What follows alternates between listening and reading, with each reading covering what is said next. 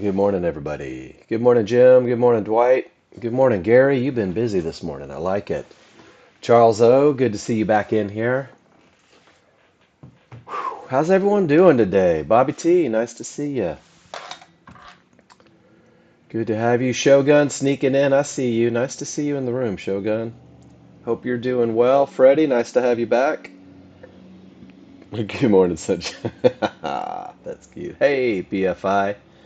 Nice to see ya. Got D-Rock and Dano. Man, we got the whole crew. Snorri showed up for a little bit of fun. Guys, it's going to be a great day. Going to be an awesome day. I'm excited. Very excited. Um, I've got this weird idea today. Good morning, good morning. Let's talk about what we did yesterday. Let's keep talking about that consistency. Let's see how many of you we can get funded again today. I say we. How many of you are going to get funded again today? Keeping it focused, keeping it simple.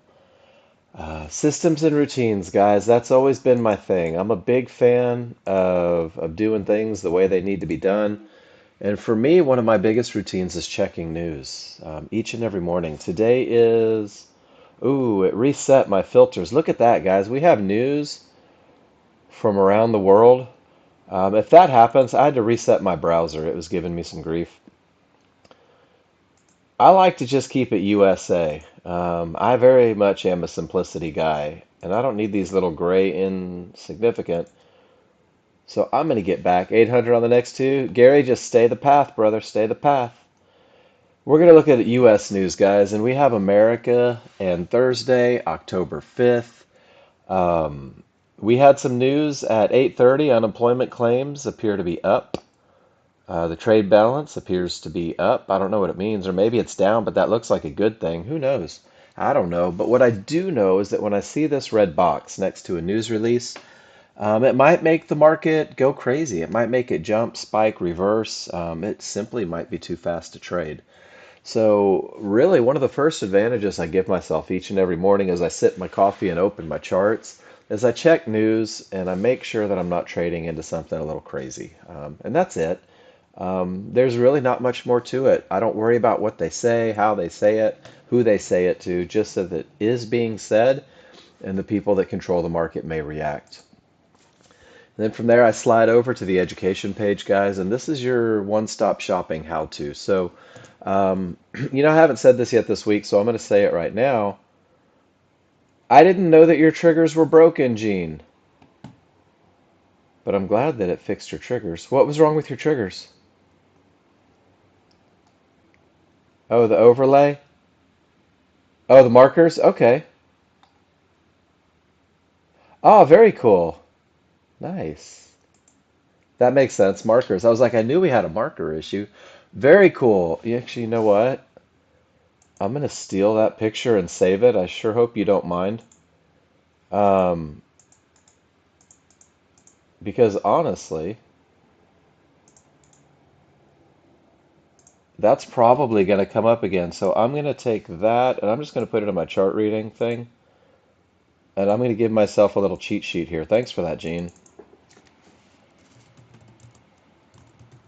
Because you know it's going to come back, right? So I'm just going to call it fixing markers at the bottom of my spreadsheet. Guys, I use a spreadsheet for everything. I use it for markers, for patterns, for everything.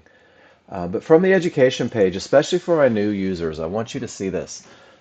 This is your NinjaTrader how-to, guys. This is your, oh my gosh, the class isn't going and I can't seem to find my indicators moment.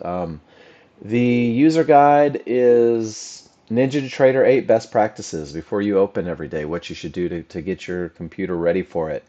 Building new charts and muting the chat room and screen capture programs, how to take a picture, how to post it in the room. Closing your workspaces rather than clicking those little red X's, actually saving the workspaces. Connecting to your live accounts, market replay, demo access, like everything that you need for NinjaTrader, everything that Nexgen users tend to use NinjaTrader for and the way they need to use it is available to you. So save that one. Go browse through it. See if there's anything that you need in there. And then everything that I talk about every day comes from the tutorial section.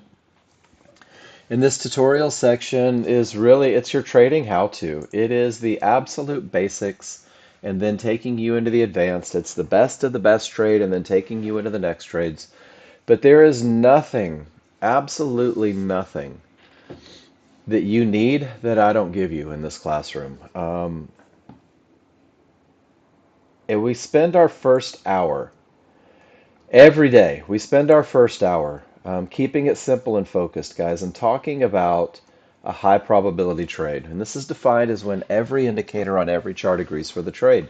You're going to have the strongest triggers. You're going to have nothing in the way between you and your targets. Guys, this is the best of the best. This high probability trend trade that we talk about in the first hour, guys, this is your bread and butter. This is the one that's going to give you the most valuable skill that you can have, and that's becoming a chart reader. 90% of your day. Some of you would wager to say that it's 99% of your day, but the majority of your day is going to be spent reading your indicators, looking for advantages, making sure that they're present before you ever pull the trigger to get into a trade. 10% of your day is going to be spent being in those trades when the advantages are present. But chart reading is a very much a foundational skill. Chart reading is going to allow you to look at your workspaces and to understand three very key concepts. The first of which being you're going to understand and determine where the market is likely to continue. And this becomes your entry spot for those highest probability trend trades, giving you the best chance of success, reducing your risk, maximizing your profit potential. You're also going to understand where the market is likely to go, and this is going to help you build a management plan to get the most out of these trades, holding for bigger moves using concepts like momentum and Fibonacci. And then finally, you're going to understand where the market is likely to stop, guys. And we see this all the time. Where the market is likely to stop could end a trend. Where the market is likely to stop could be the boundaries for consolidation. Where the market is likely to stop, most importantly, is going to be the anchor for the highest probability trend trade that you can take. We call these likely to stop areas that reverse the market strong tops and strong bottoms. And when a termination condition, likely to stop area, reverses the market and sets you up for that highest probability trend trade, this is your best chance of success as a brand new user. Focusing only on the entries for the highest probability trend trade for a couple weeks as you get focused. I always say a couple weeks, a few weeks. Most of you get it sooner. Um, just focusing on that one concept where the market is likely to continue for the highest probability trend trade is a trade that typically wins 70 to 80% of the time. It really sets you up for success, and it creates confidence through the memory of success, which is one of my favorite phrases, and you're going to hear me say that all the time. So we're going to focus on the high probability trend trade. Our first hour is going to be dedicated to the path, right? The path to getting you to where you want to be. It doesn't have to be a long, arduous path. It could really be a simple, focused path. And it starts with learning the trigger line and the Fibonacci rules for when it's okay to trade. That's your high probability trend trade. My job is to come into this room and teach you how to read your indicators. Your job is going to be to simulate your trades daily, to take pictures of everything that you do, to post them in the room. And if you have a question, use your voice, guys. Use that voice because this is your classroom. I would do absolutely nothing if you weren't here. So I want you to keep me focused on what you need. I want you to keep posting until you're sure you have the correct rules. Hey, good morning, Sydney. And most importantly, write this down on the big whiteboard that I know you have in your office because you're so OCD. Take the fattest marker you have and write, "It's okay to be new." Write it on a piece of paper. Write it on the back of your hand. It's okay to be new. It's okay to make mistakes. It's okay to not understand concepts because, guys, as amazing as you were in your life outside of Nexgen, you're brand new to Nexgen. So give yourself a little bit of a leeway, a little bit of grace as you do that. We're going to simplify heavily. We're going to talk about a high probability trend trade, and then I'm going to give you the absolute most remedial, basic, medium probability trend trade that you can take. The highest probability, best chance of success, medium probability trend trade. And it just means that an issue exists, but you're going to rely on the chart reading that you've learned from the high probability trend trade to take it effectively. So don't put the horse, what is it? Don't put the cart before the horse, I think is what they say. The easiest way to get to where you want to be. And I know that I've got new people today, right? I'm looking at my names and maybe none of the new people showed up. If you're brand new, raise your hand, right? Let me know so that we make sure that you don't get missed out. Posting your pictures in class is the most important thing that you can do, guys. Posting your pictures in class is how you and I have a conversation. And I'm telling you, every time you post a picture in class, it's just like getting a private session. Because I'm going to focus on your picture, I'm going to focus on your question, I'm going to focus on advantages, and you and I are going to walk hand in hand to refine your process to get you exactly where you want to be. The only way that that doesn't work out is if you refuse to post pictures. So don't do that. Like, this is your classroom, right? And you've got Capture software. It was downloaded on your computer. If you go to your search bar, TechSmith Capture is going to get you right to where you want to be. Um, and your TechSmith Capture looks just like this. All you have to do is click a big red button. And when you click that Capture button, it's a click and drag tool. You're going to left click your mouse in the upper left hand corner of your charts, and you're going to drag it all the way to the bottom, guys. I want you to get the whole screen. I want you to get both charts. I want you to get timestamps. I want you to get prices. When you release your mouse, it's going to tell you to capture an image. And once you capture an image, guys, this is our conversation tool. Um, this is how you and I are gonna talk about everything that you see. And you can use shapes. There's these tools, and they're all click and drag. So you'll left click, drag to the bottom, it creates a box. Left click, drag to the top, it creates an arrow. And then same with this call out button, and this is the most important part. Left click and create a dialog box. And this is where you're going to type in. You might put, what is this? If you drew an arrow to something, you might put, this is my trade. These are my rules. And the most important thing is, this is why. Every time you post a chart in the room, tell me why. Tell me why you entered the trade. Tell me why you exited the trade.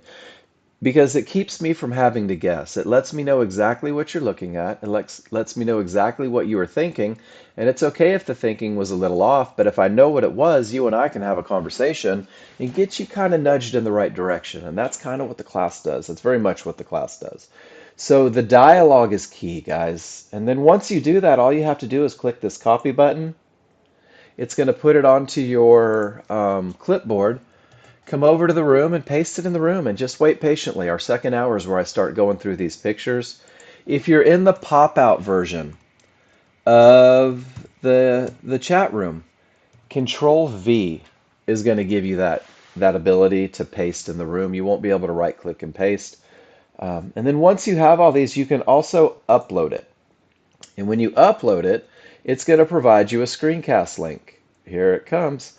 This is a link to your picture in the cloud, and I'm going to copy that link in the same way that I posted the picture in the room. I could also just do it with a link. I can hit that Control V or that copy paste, drop my picture in the room, and then we're going to go to the second half of your path to becoming a confident trader ASAP, and that's using this spreadsheet to track your real-time performance. You're going to be able to take that link and drop it into the spreadsheet. You're going to be able to talk about what kind of trades you took.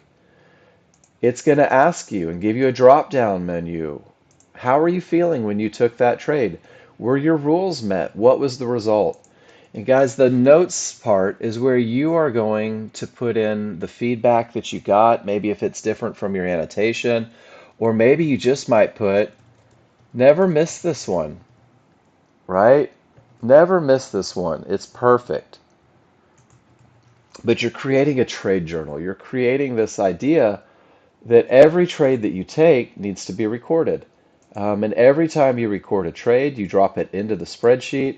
And here's how you're going to use the spreadsheet, guys. Every morning, you're going to open up that spreadsheet. You're going to sip on your coffee or your chai tea, whatever makes you happy in the morning, and you're going to study the previous day's trades. Um, did everybody do that this morning? Especially those of you that may have made a mistake this morning. Chef, did you refresh the lesson on the gap theory today, right?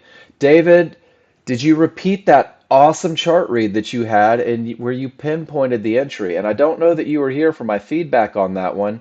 The only challenge with your awesome picture yesterday, David, was that you looked for entry at the bottom of the window and not the top of the window. So we'll talk about entries today. Dude, that picture was awesome though. It was awesome. Guys, reviewing every morning what worked and what didn't work, what made you relax, what felt forced. I'm telling you, 5 minutes, 4 minutes every morning, looking at what you did yesterday. It's going to prepare you for the day. It's going to keep you focused on the best of the best. And it's also going to say, man, I noticed that I traded into termination conditions a lot yesterday. I need to avoid that today. Or I need to speak with Mark and start asking a lot of questions about termination conditions to make sure that I'm clear. But it will accelerate the learning. So do not be shy about using your spreadsheet, guys. Create your own if you don't like the one that we've provided.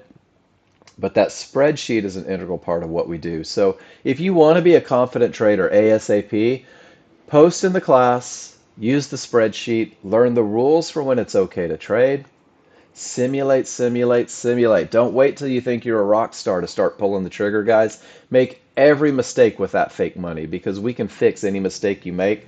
I worked for a gentleman once, and he was my favorite mentor ever when I was in the restaurant business.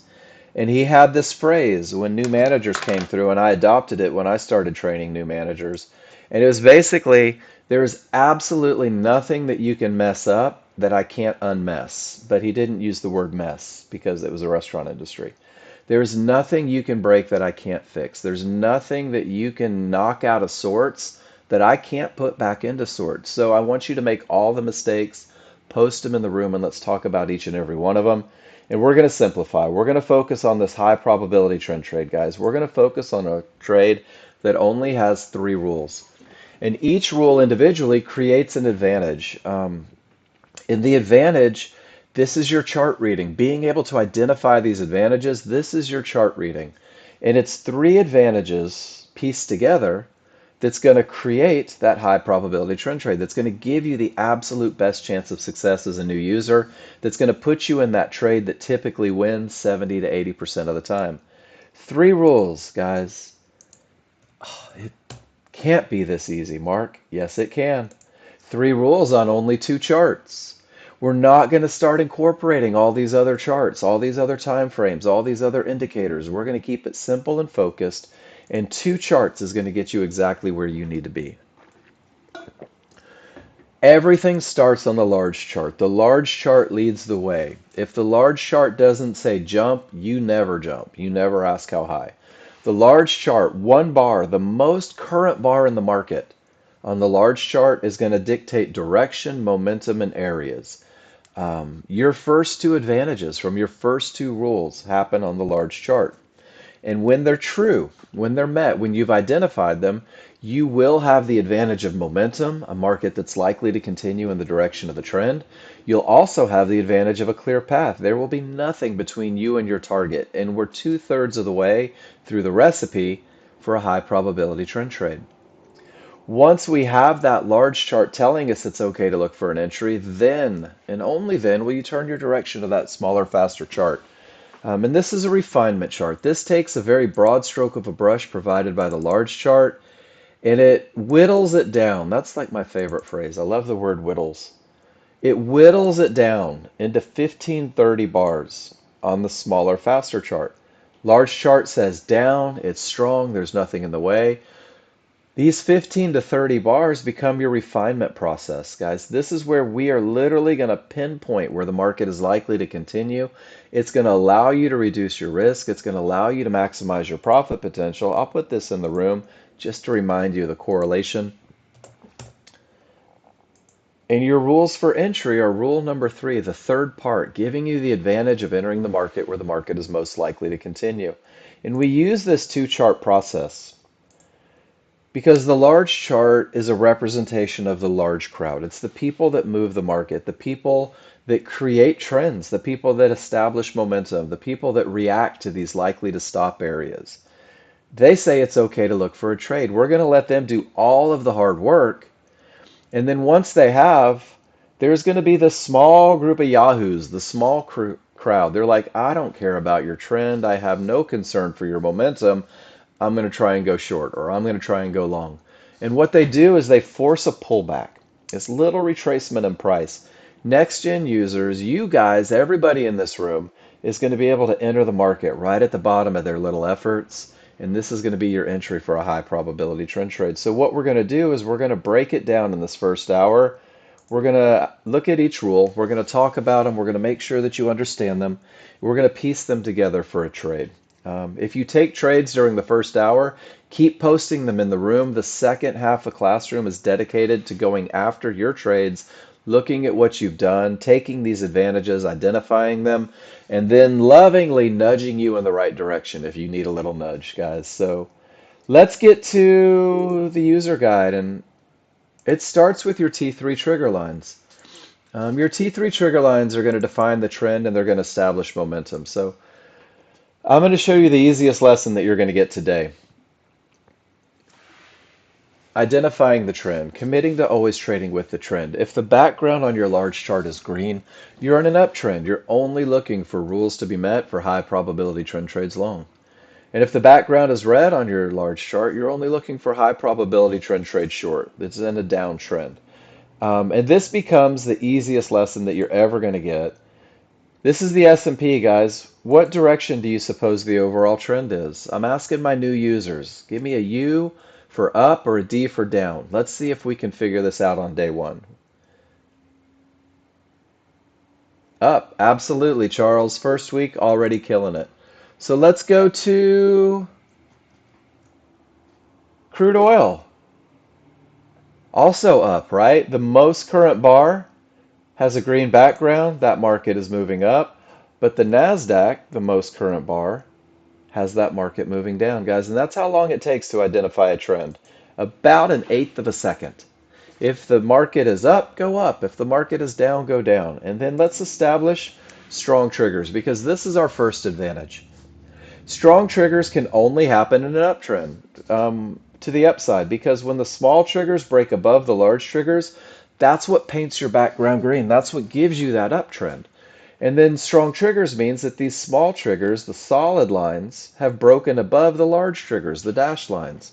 The space created between the two, like scissors opened up, ready to cut. Guys, this lets me know that the odds are favorable for the market to continue in the direction of the trend. Odds favorable momentum is the key phrase that you're going to hear in Classroom all day long. You're going to see it annotated on people's charts all day long. OFM, OFM. This leads the way, guys. This is your advantage of momentum, and momentum will even cover some mistakes that you might make. From the point of separation until they return. This is when it's the most favorable look to buy Fibonacci support, to get that little fight on the smaller, faster chart. And you guys, believe it or not, are going to be able to pinpoint right where that tail is most likely to happen. And this becomes your entry for the highest probability trend trade. In a downtrend, it's the same look. Small triggers must be below the large triggers. Large triggers must be wide and angled in the direction of the trend. Flat, large triggers are lifeless. There's absolutely no push in those. We want them wide, angled like a dive bomber, wide, angled like a shark about to breach. And it's the separation between the two that lets me know that the odds are favorable for the market to continue up or down, to continue with the trend. In the downtrend, this look, this strong trigger look, is the most favorable look for selling Fibonacci resistance on that smaller, faster chart. They look like tails on the large chart. You're going to pinpoint right where that tail is most likely to happen by using a smaller, faster chart, that refinement process. So let's do it again. Let's see how smart we are. Small triggers are pointing up, large triggers are pointing down. We're in a downtrend. Guys, this is an odd look. This is like the tail end of momentum when things are trying to work themselves out. That was the worst one to start with ever. Smalls above the large, larger wide and angled. Odds favorable momentum. Say like in crude oil, how much volume between bid and ask before it will change an entire Rinko bar? Absolutely, Freddie. Up and odds favorable momentum. Chris L, there's that odds favorable momentum again. The dynamic Rinko bars. Man, Chris, you're gonna expose me right here in the first 30 minutes of class. You ready? You know what? absolutely loathe about this class is, guys, I'm not a tech guy.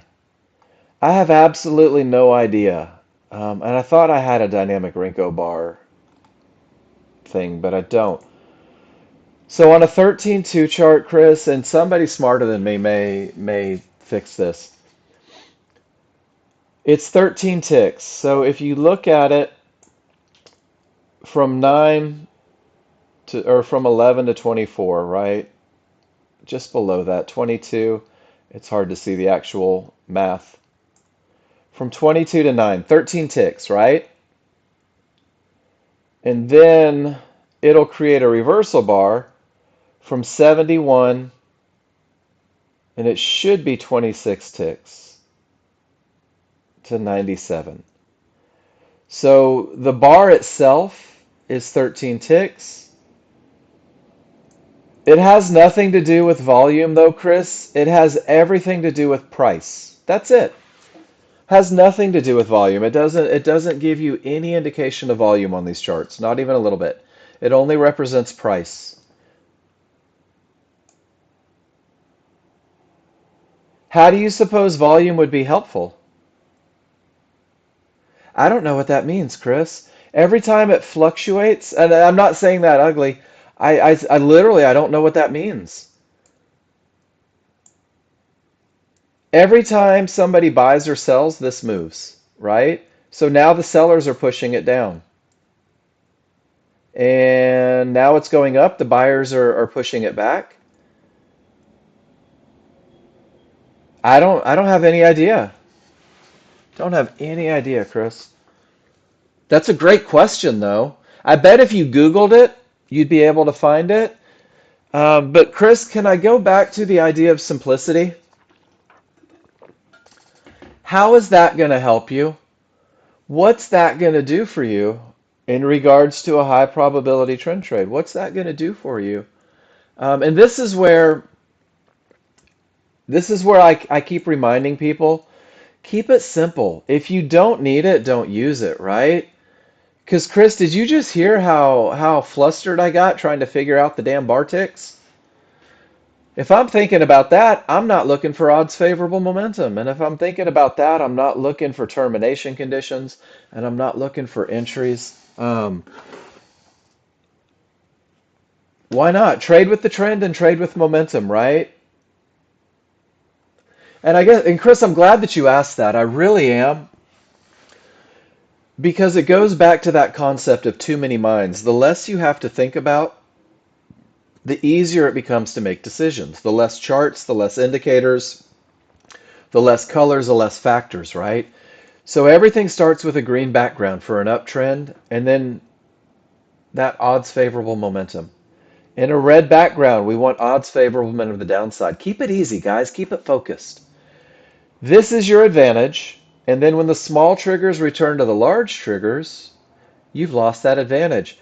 And Chris, I could show this exact one. I don't know how to do it, but I could get rid of these price bars, get rid of every one of these ticks, and you would still have odds favorable momentum, or you would still have weak triggers.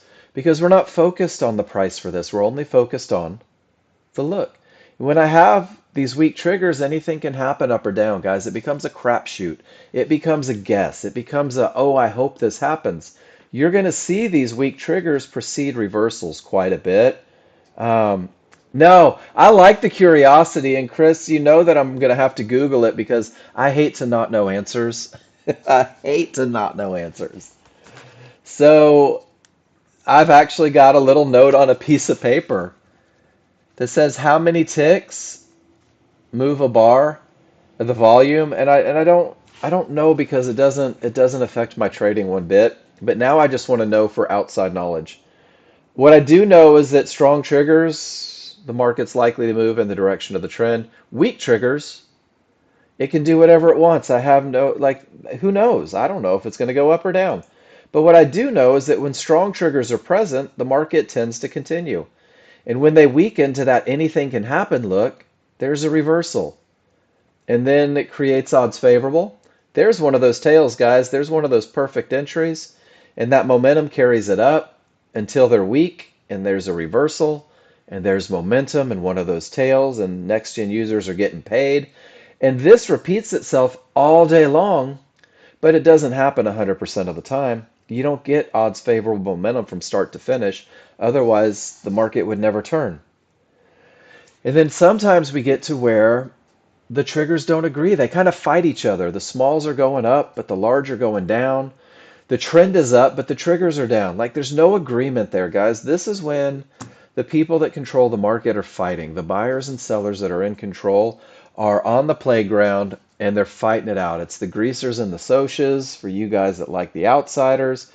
It's the Royal Rumble from the WWF. Guys, there's no reason for next gen users to get caught in this. If you commit yourself to having the advantage of odds favorable momentum, you're not going to get diced up in these moments where they can't seem to figure out which direction to go. But if you let them fight it out, ultimately somebody's going to win. Somebody's going to give you that odds favorable momentum, and you're going to start the process again of looking for the trade.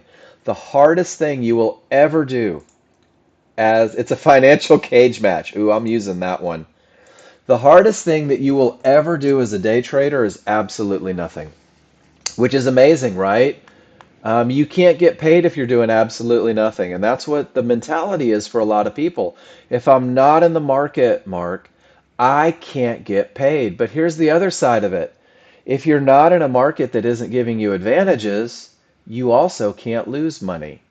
And the goal is always to get paid, guys. The goal is to always put yourself in a position where you have advantages, where you have a statistical advantage each and every time you pull the trigger.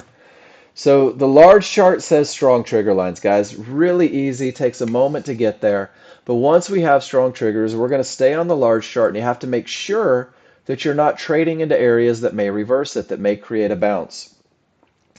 The areas that we look for that may create a bounce, that may terminate the trend, and I'm going to take a picture of this picture because I kind of want to slow things down a little bit. Why do I respect termination conditions? Why am I so adamant about these areas that may create change? Guys, these areas are where decisions are made.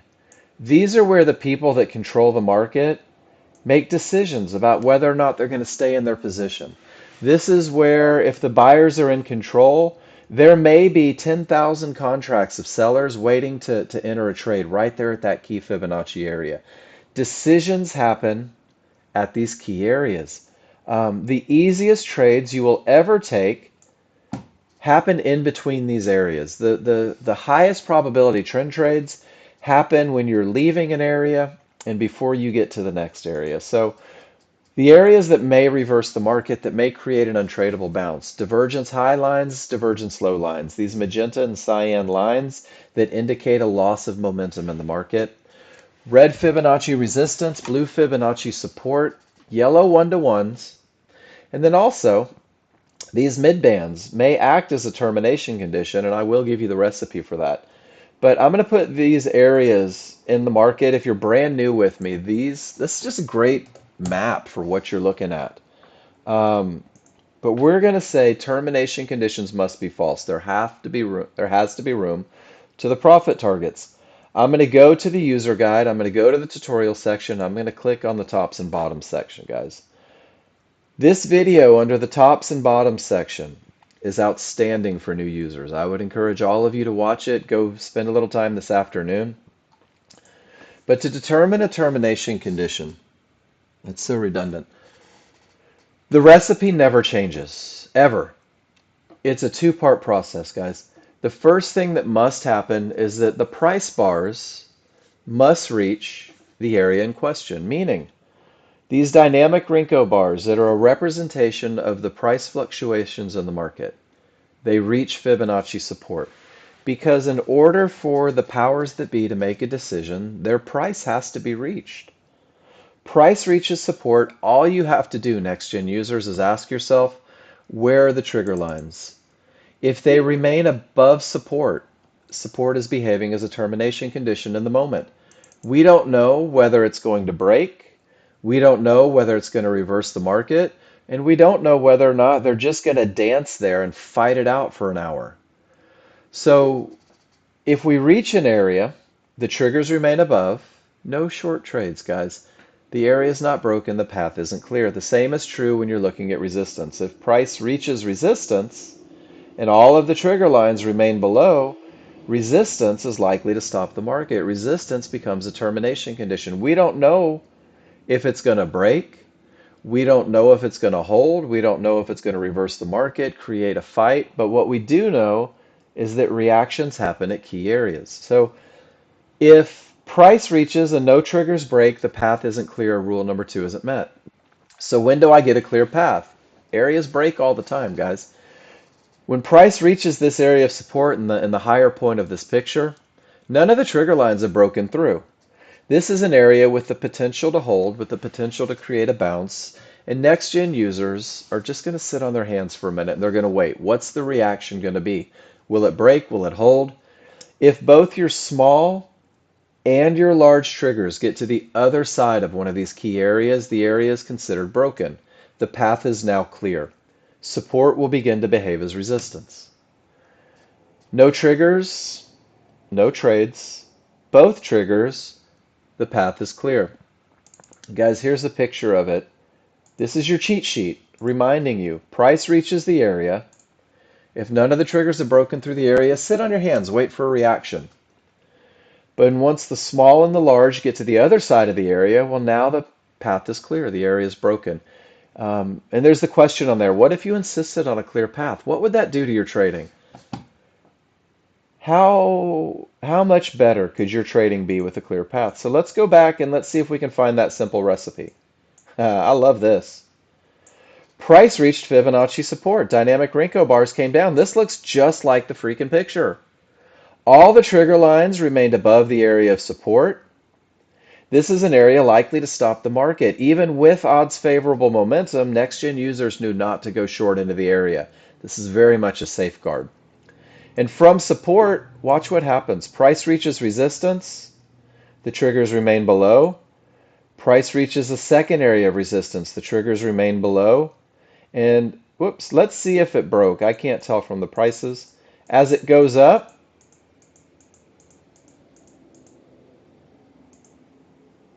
small and large get above resistance. Now the area is broken. And guys, I'm going to tell you right now, there's one of those tails with a clear path and odds favorable momentum. Dollars to donuts, somebody's going to show me a stab at that potential long. Termination created a full reversal. The full reversal gave me odds favorable momentum and a clear path. There's one of those tails, your best of the best. Look at the fight on the smaller, faster chart, and that market continues with odds favorable momentum off into the wild blue yonder. Guys, this is what we're talking about right now. We're talking about how to identify this circle through advantages. It has the advantage of momentum. It had the advantage of a clear path. Pretty awesome, right? Happens every day. You just have to learn how to recognize it. No triggers, no trade. Both triggers, the path is clear. And you're going to see it all day, guys, every day. I'm going to give you the recipe. Termination conditions at a high point. At Fibonacci resistance, yellow 1-to-1s, divergence highs. Price must reach the area. If the triggers remain below, no trade. Price reaches the area, no triggers, no trade. Price reaches the area, no triggers break, no trade. It really can be that simple if you allow it to be. Same thing going down. It's exactly the same going up and down. I'm going to tell you right now, some of your brains are going to see things going up easier than they see it going down because it fights everything you've ever been told. The market going down is bad, right? You're losing money. Guys, that's not true. We can make money going down the same way we make it going up. Price reaches these 1-to-1s. None of the triggers break. Look at the indecision. And then ultimately the buyers win. Price reaches support. This looks just like what we saw in the S&P. Sure enough, the market reverses. No triggers broke. No triggers break through that divergence line. No trades for next-gen users. And let's just look at some examples of it. Let's use and go through, guys. The market pushes down. These price bars push down. And then the market reverses. All the triggers are past, right? They're breaking past, but the market reverses. When this cyan line prints to the right, and it happens about on the third bar up here is where the calculations are done, this lets me know that the buyers stole the momentum from the sellers. The sellers were pushing down and the buyers told them, nope, we're pushing it back up. This is not a termination condition. This pivot creates the line. Price didn't reach this line. And that's a very key concept for these divergence lows. Price creates the line, it doesn't reach the line. But over here, price reaches the line. Those dynamic Renko bars come down and reach that divergence low. That's when Nexgen users simply ask themselves, where are the trigger lines? And if they all remain above, we have a termination condition. This is what we call a pivot stop out. You're going to see it annotated, PSO on the chart. You're going to see it on high time frames, low time frames, all the time frames. But this is a termination condition that may reverse the market on a large chart. No more short trades into the area. If a termination creates a full reversal, triggers roll, odds favorable, guys, we're going to call that a strong bottom, and this is the precursor for the highest probability trend trade that you can take. Those pivot stop outs become even more powerful when they coincide with Fibonacci, whether it's from a high or a low. And this is probably one of my favorite pictures because it reminds us that 90% of our day, 90% of the day is simply sitting on your hands and doing nothing. Everything says up, the market is pushing, price reaches Fibonacci resistance. Does everybody see it? The dynamic Renko bars have made it to Fibonacci resistance. When they reach it, none of the trigger lines break through. No no long trades. Newer users, give me a Y in the room. This is the simple recipe that never changes for identifying termination conditions. From resistance, price pushes all the way to Fibonacci support. None of the trigger lines break through. No short trades. But Mark, how can I make money if I can't go long and I can't go short? What am I supposed to do? You're supposed to sit on your hands until the advantage is present, because the reaction from support pushes it all the way up to resistance. Just wait, Charles, the hardest thing you'll ever do. No triggers through resistance, that's a termination condition. No triggers through that divergence high, that's also a termination condition. And then no triggers through a second layer of resistance, guys. 3 termination conditions in the same spot. Some people will form the opinion because of green triggers that the market's going to go through this and they're going to get separated from their money. This termination condition creates that full reversal. Large triggers go from green to red. You end up with odds favorable momentum. We have no termination conditions in front of us, only targets below us. Guys, that's your highest probability trend trade. The patience that you go through to get to that best of the best, you can't make money if you're not trading, but you can't lose money if you're not taking the wrong trades, right? So this is a little patience piece. 90% of what you do is waiting for the advantages, and you see it again in this next picture. And I'm going to go through this one more time because I think that this is such an important lesson for people to remember. Even with odds favorable momentum, I get that every day in class, but Mark, the triggers were strong. Price reaches yellow 1-to-1s. Absolutely none of the trigger lines break through. Whoops, wrong stamp. Rule following Nexgen users don't take that trade. They say, you know what? None of the triggers broken. No short trades. I'm not going to risk it. I don't have to be the last person in or the first person in. From support from these yellow 1-to-1s, the buyers test the water, but the sellers push back. And the buyers test it again, letting the sellers know something might be coming, but the sellers say, we're not done. Our profits were on the other side of that yellow line. And the buyers say, I think it's time to go up. And the sellers say, seriously, guys, we have profits to take. And ultimately, the buyers win. All of the triggers get above this area of resistance. The smalls are outside of the large. This termination creates a full reversal and gives me rules met for the highest probability trend trade that you can take. It's not what you do in the moments of indecision, it's your ability to recognize the advantages in place and taking that highest probability trend trade. And this is the one that takes you all the way up to that next key area, guys. In a lot of cases, that highest probability trend trade can really be your goal for the day because these are the ones that tend to run. These are the ones that tend to win 70 to 80% of the time. So embrace the idea that patience is key, guys. Those are your large chart termination conditions. Reaching areas where are my triggers.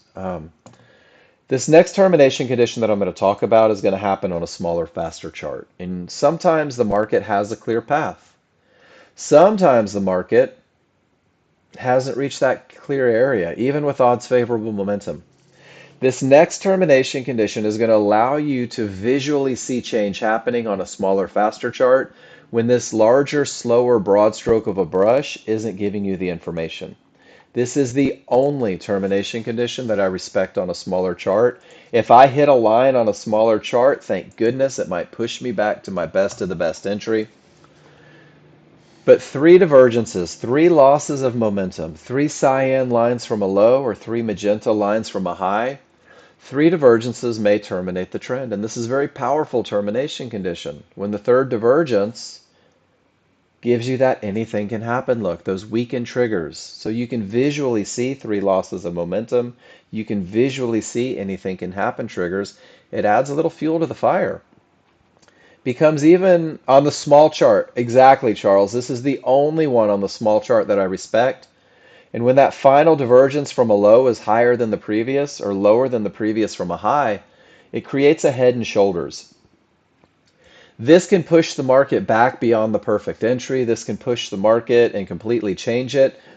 Three divergences from a termination on the large chart as well just confirms the termination, but three divergences on a small chart are a termination condition. And if you see it happen, rule number 2 is not met. No more short trades if you see this on a smaller, faster chart. This also becomes a fantastic management tool, guys. If you're in at the perfect spot on that pullback on the smaller chart and you're expecting that market to go down because the path is clear and the momentum is strong, but three divergences print, it gives you the indication that it may be time to jump ship to salvage your equity, guys. And one of the things that this methodology does for you is it allows you to manage risk long before you ever manage profits through chart reading, through recognition. Those three divergences, Charles, I'm glad you asked about it on the small chart. But those three divergences from a low and high, first, they're going to help you identify the change on the larger chart. But three divergences on a larger chart are like awesome termination conditions. You can expect larger moves when you see something like this set up on your larger chart. Because it's the same fight and it's the same weakness and it's the same termination look, but now it's happening on a higher time frame. So that's termination conditions. And let's go back to it one more time.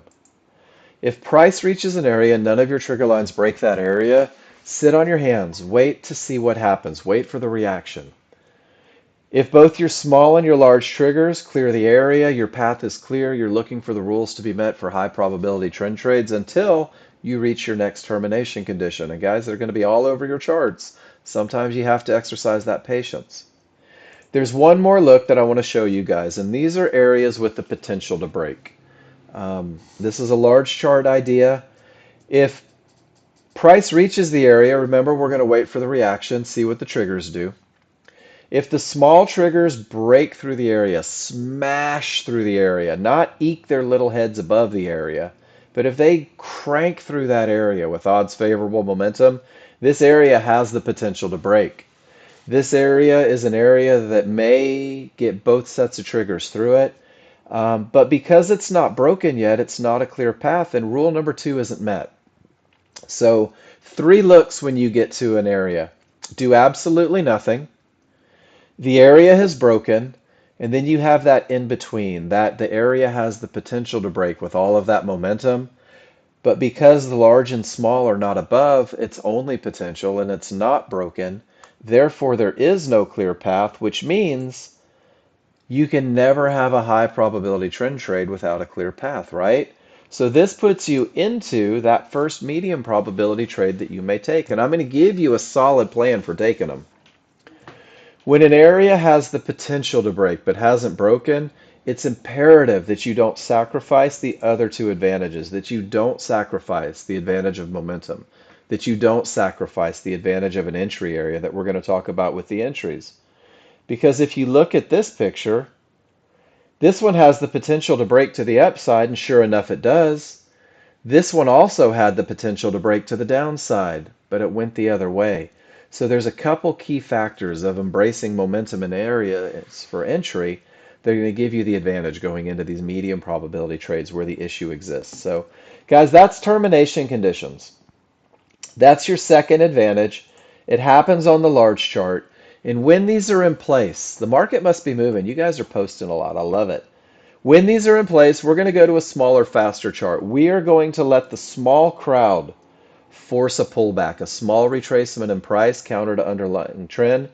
Remember that the large crowd dictated direction, momentum, and areas. The small chart is nothing more than an entry chart. It's taken that broad stroke of the brush, that one bar, turning it into 15 to 30 bars. And our third rule, our rule for entry, says that we're going to use a limit order to buy or sell a pullback, this little retracement caused by the small crowd, and we're going to do it at an area inside of favorable large triggers. You are going to know exactly where the market is likely to continue, and you're going to do it by creating a window of opportunity. That window of opportunity happens inside a favorable large trigger. So I wanted to find those first, and we had a great conversation on it yesterday. Favorable large triggers isn't two individual triggers. It's literally taking your large triggers on the small chart and your synthetic triggers, which are nothing more than the large triggers from your large chart. When they are overlapping one on top of the other, like two snakes riding piggyback, as tight as they can possibly be, and they're wide and angled in the direction of the trend, guys, this is your best chance for the least amount of risk. This is when your window of opportunity is the smallest, the risk is the least, and you're going to look for those areas to be inside of favorable large triggers. So we're going to go through the process real quick, and we're going to find one of these trades.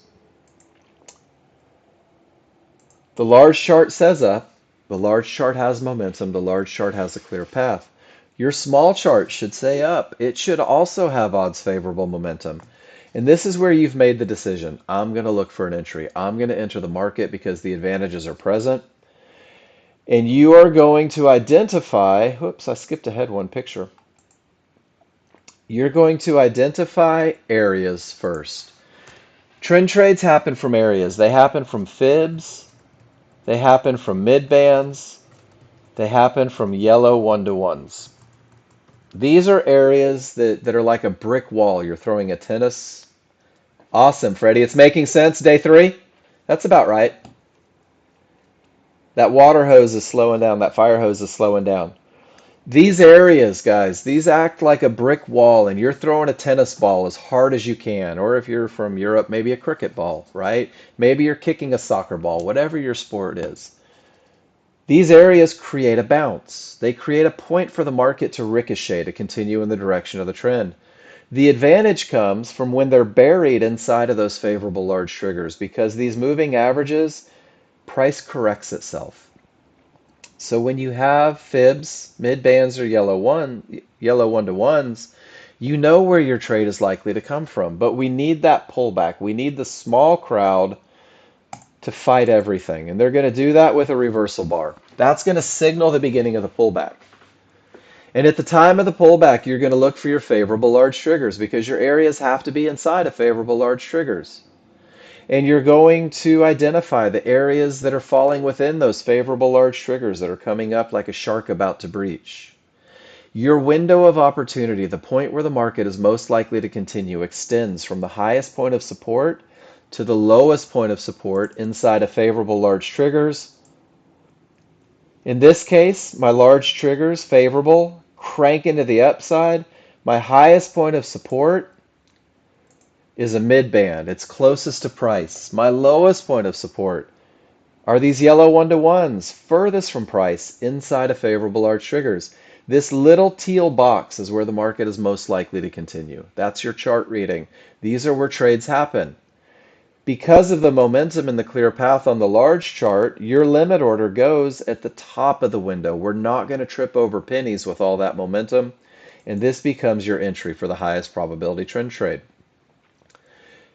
Going the other direction, from the lowest point of favorable large triggers to the highest point of favorable large triggers, we're looking for the areas that fall within. And guys, this is one of those amazing trades where there's only one line inside of those triggers. There's only one little point where the market is most likely to continue. And sure enough, it does. Reversal bar prints. Look for your favorable large triggers. Identify the areas within. Guys, this is the area where high probability trend trades originate. That's your best of the best. That's your best chance of success. You're going to activate a limit order at the top of the window for a long, at the bottom of the window for a short. And at this point, ladies and gentlemen, you are 100% powerless. You might as well just stand up and get 10 feet away from your monitor if your eyes can handle it. Because now it's all up to that small crowd to determine whether or not you get an entry. So I'm going to go through the whole process. Large chart says up. Odds favorable momentum separation between the triggers. Large chart says clear path. Absolutely nothing in the way to create a bounce. On your small chart, we're going to wait for that reversal bar. Up, sounds good, David.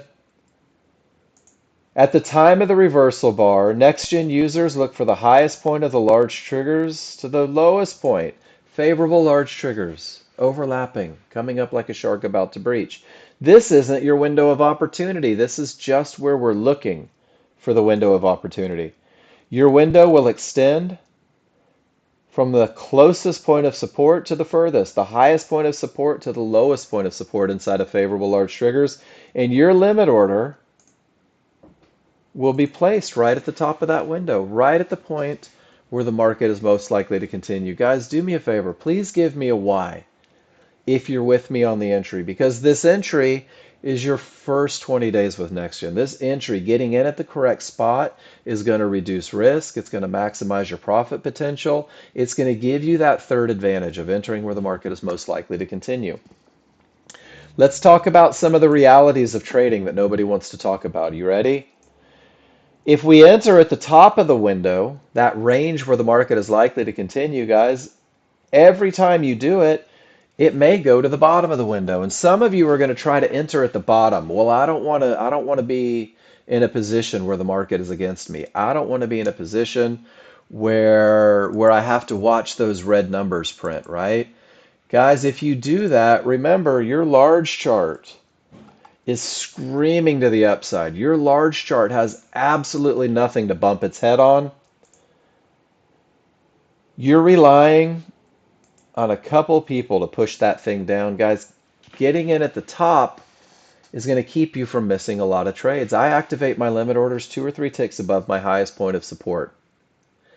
And I fully expect the market to go to the bottom of the window. Every time, I fully expect it to go to the bottom of the window.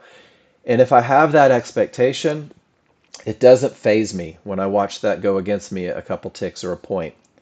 That window is where it's most likely to happen. But here's the other thing, guys, is this may be one of that 20 to 30% that don't do what it's supposed to do. And that price may push outside of the window of opportunity. And if it does, I don't want to be in the trade anymore, guys. I don't want to hope that the trade works. I don't want to hope that some miracle turns it from where it shouldn't turn, right? And I'm going to have a protective stop, guys, and this is a cost of doing business. Anything that wins 70 to 80% of the time is mathematically obligated to lose 20 to 30% of the time. I want you to go ahead and start working on being okay with that. While you're on simulator, start getting comfortable taking the occasional loser. Don't worry about it. Only worry about whether or not your rules were met for entry, because it provides a statistical advantage.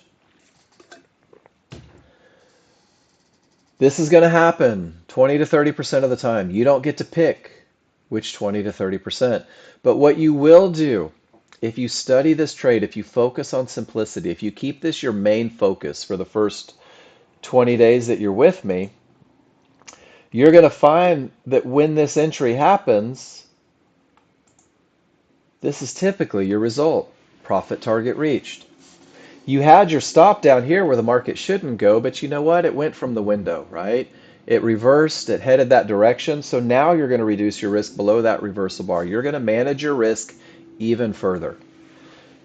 This entry is your first 20 days, guys, because great entries create manageable trades. Remember that we do not trade tails on the large chart. I use those as an illustrative point so that you can see the correlation between the two. This tail is this pullback. What happens in this single bar on the large chart, let me see if I can find that refinement picture again.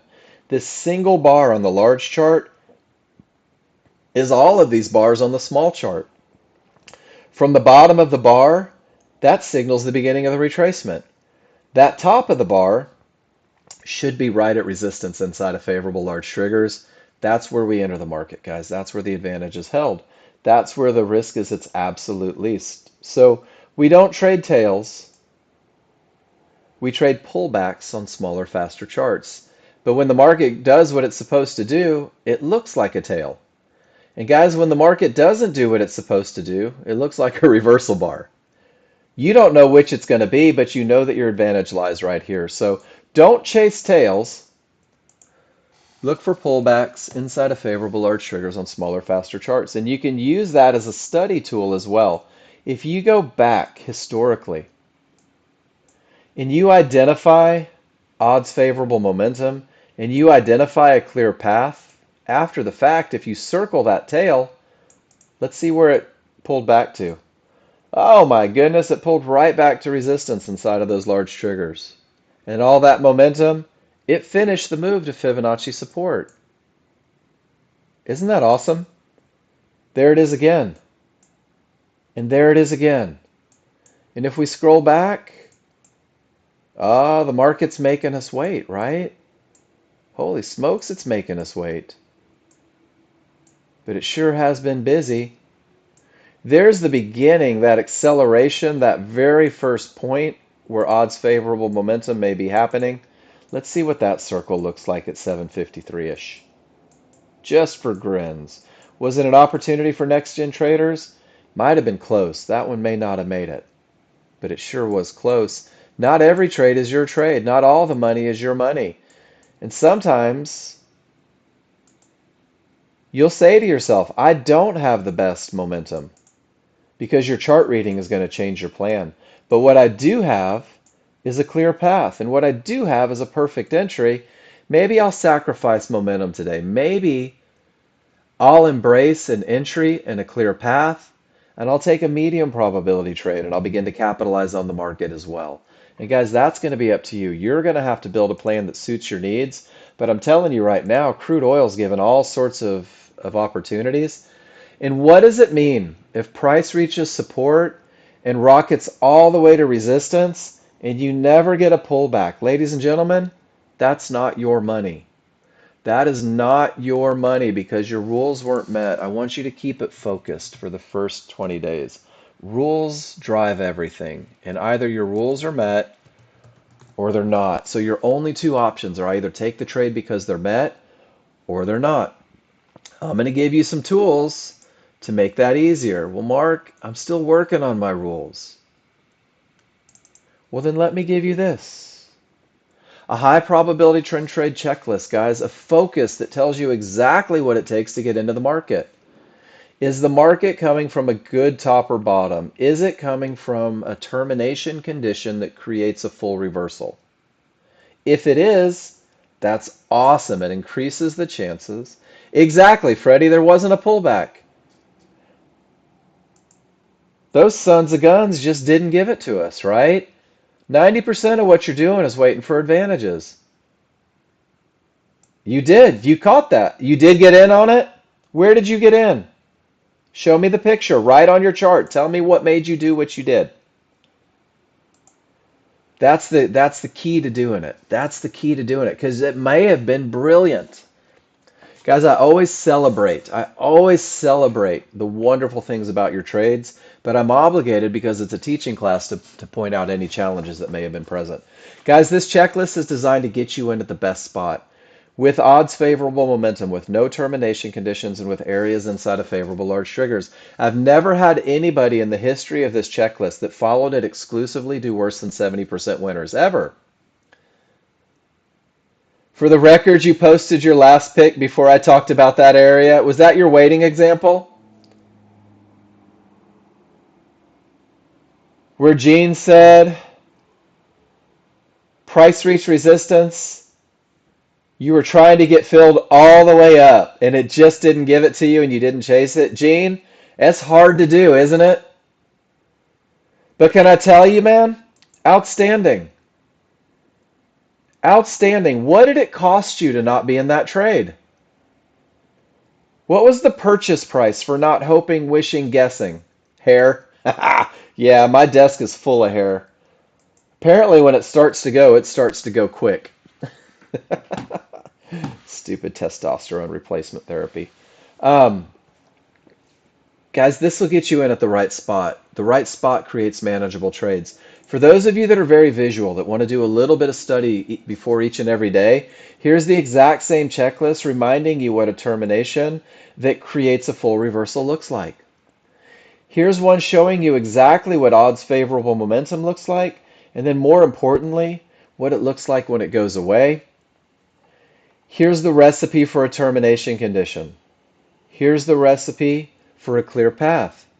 Here's the recipe for that medium probability, the potential to break but hasn't broken. And then, guys, there's that same picture that I shared earlier, identifying your window of opportunity. So here is your high probability trend trade checklist. Whoop, I just dropped it in the class. Guys, here is your high probability trend trade checklist with the visuals. Just dropped it in class. Steal this. Please, please, please steal it. And guys, my spreadsheet reminds you to put your favorite looks on the second page. But more importantly, guys, my spreadsheet has 250 versions of high probability trend trades. Luciano just posted in class. His name's in here. Gary's all over this. Bobby T's in here. I think D-Rock's in there. Snorri might be in here. Guys, these are next-gen users finding success with the software. These are next-gen users embracing advantages. And then, guys, here's the one thing. And I want you to remember that sometimes, even with every advantage, 20 to 30% of the time, it's not going to work. And do you know what this means for me? This means that I have to develop trust in the methodology, so much so that when this one doesn't work, I'm still willing to take that next trade. I'm still willing to take that next high probability trend trade. All of this study, all of this study is going to create recognition. Recognition comes through repetition. You know what, Chef? I have such a new wave of people. I'm going to do that. I'm going to start stealing y'all's stuff again. And I'm going to build this spreadsheet even more. But until I do that, guys, here's my most current version. Here's everything that I just shared with you. Take it, study it tonight. Look at them. And I'm going to start stealing y'all's great stuff. I'm going to start stealing because look at this. It's not just entries, right? For you guys silly enough to want to trade the NASDAQ, there's some NASDAQ thoughts. Here's management ideas because every great entry creates a manageable trade. Every great entry creates a manageable trade, guys. It's that awesome entry that makes trades manageable.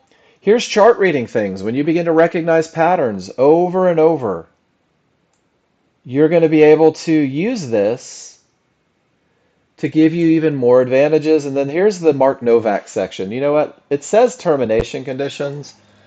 I'm going to change that. This is the Mark Novak section. Because I traded into termination conditions like my life depended on it when I started with the software, guys. That was my thing, in quotations. That was the problem that I had to post pictures in class when John Novak taught it. That was the problem. I wasn't annotating my charts. I wasn't recognizing it. I didn't get the recipe. And finally, one day, John Novak said, Mark, why the hell do you keep trading in determination conditions? Stop guessing, stop hoping. It's costing you all of your money. And he was right, it was. And I got to the point to where that was the first thing I looked for. And then I went to the other rules. But guys, that'll help. Taking all these pictures, going through the repetition. Use that spreadsheet every day. Use it all the time. Take this picture. That's a perfect termination condition, isn't it? Steal the link that Gene put in the room and open up your spreadsheet, right click, and turn it into a hyperlink. And Gene, I'll give you credit. Gene's term recognition. If you guys watch this room for any amount of time, Gary is my absolute best. Gary will post pictures of his rules not being met, reminding himself, this takes away my advantage. This isn't my trade. This isn't where I want to be.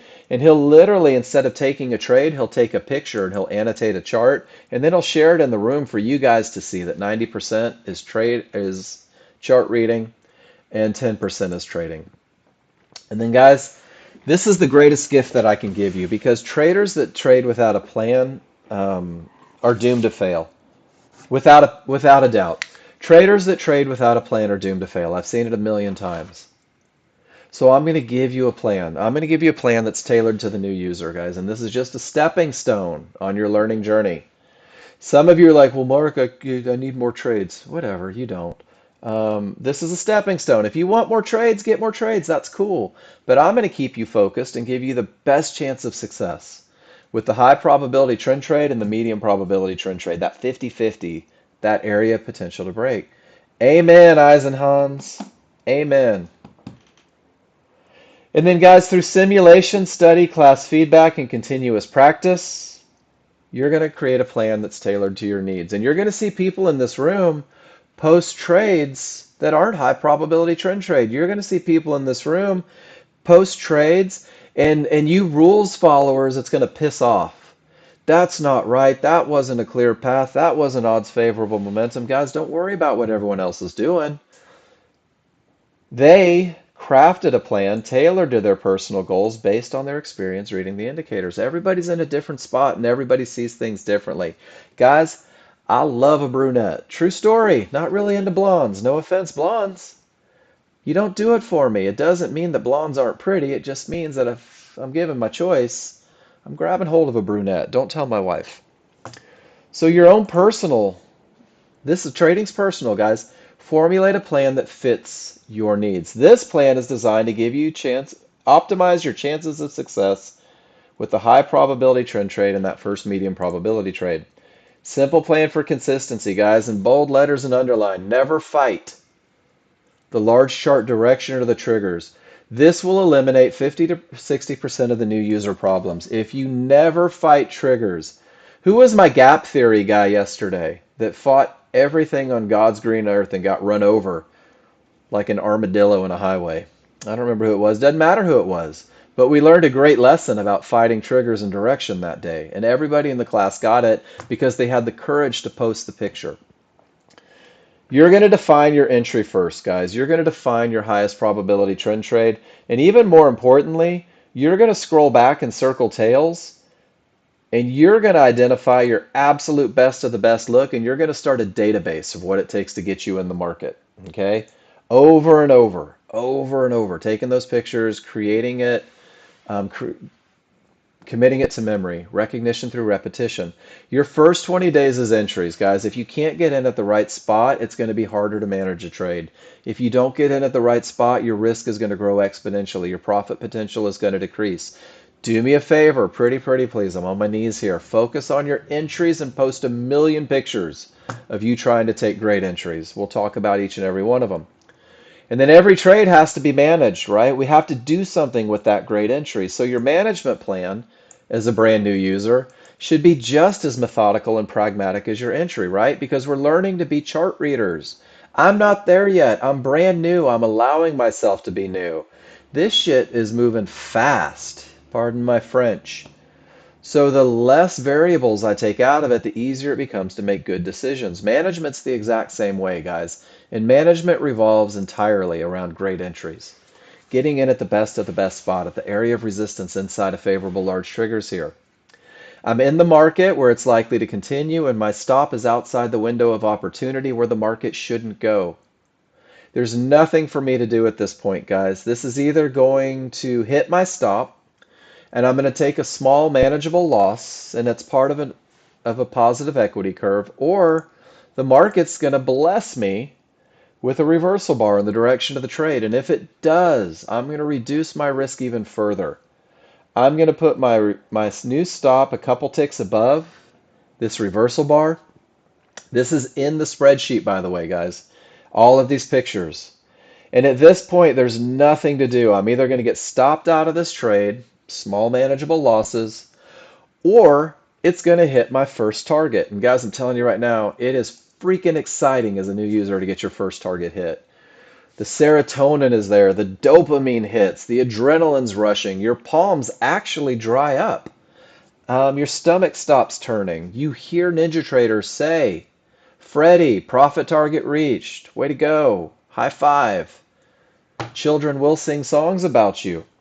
This $100 goes in your account. This $100 can't be taken away from you. This $100 is creating confidence through the memory of success. And that's why it's so darn close, guys. Because I want you to feel what it feels like to win. I want you to get excited about profit targets hit. And then you're going to move your stop to break even, which means not only do you have money in the bank, but now you have no risk. You have absolutely nothing to lose. And little admission here, when I wrote this plan, I fully expect your break-even stop to get hit a lot, guys. I expect you to take a lot of $100 trades as a brand new user because you're learning to read your charts. You're learning to trust your large chart to lead the way.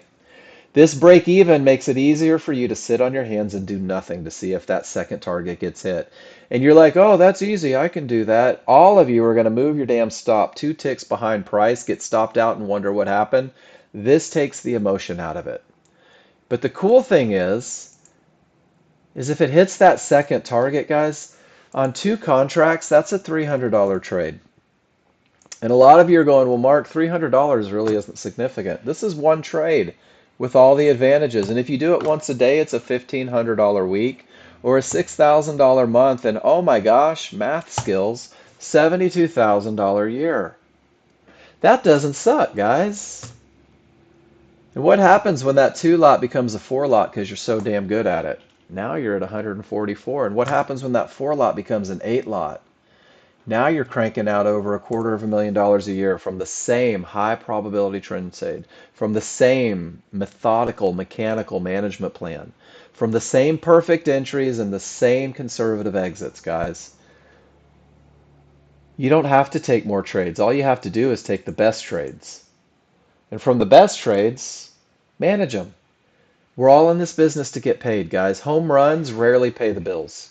There's a couple traders that do it, and they have pain tolerances so much higher than mine. I hate retracements. I hate watching a trade go against me, so I give myself advantages, and then I get paid, I get the hell out, and I wait for the next trade. Guys, this is your simple plan for consistency. You don't have to follow it. Can't stress that enough. You don't have to follow it. But if you do, you've optimized your chances for success.